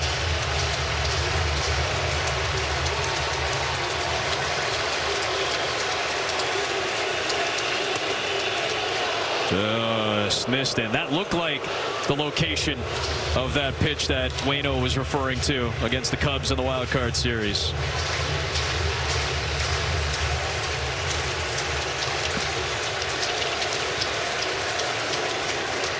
Mason Miller's 1-2 delivery on the way, and that one's upstairs, and Mascai lays off. So now you're getting into that pitch count area. 22 tosses now for Miller. He'll have to finish this off in the next 1 or 2 pitches.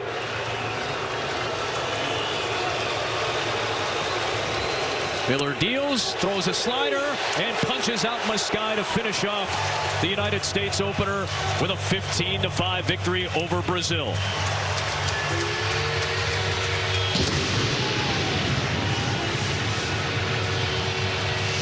Just a dominant win by the U.S. It took him some innings to get there, a lot of walks. Only one home run in the first inning from Aaron Judge, but dominant pitching from USA. And this is just the first game of this tournament where it's going to get ramped up, and we'll see the intensity get ramped up. Yeah, it was close for a while. Brazil made a lot of big pitches when they needed to, with a lot of runners on base, a lot of walks. But, you know, you can't hit over the fence if you're getting walked. So it was one way to go about it. They hung in there for a while, but USA was too strong in the end. And you talked about seeing pitches getting some reps. The U.S. saw 221 pitches from Brazil's pitching staff in this game. Judge the home run, Schwarber a couple of hits, Bregman reached 5 times, Roman Anthony a couple of RBIs, Turang had 4 driven in. The U.S. at one point retired 15 straight from their staff. All leads to a 15-5 opening game victory. We'll wrap it up on the other side.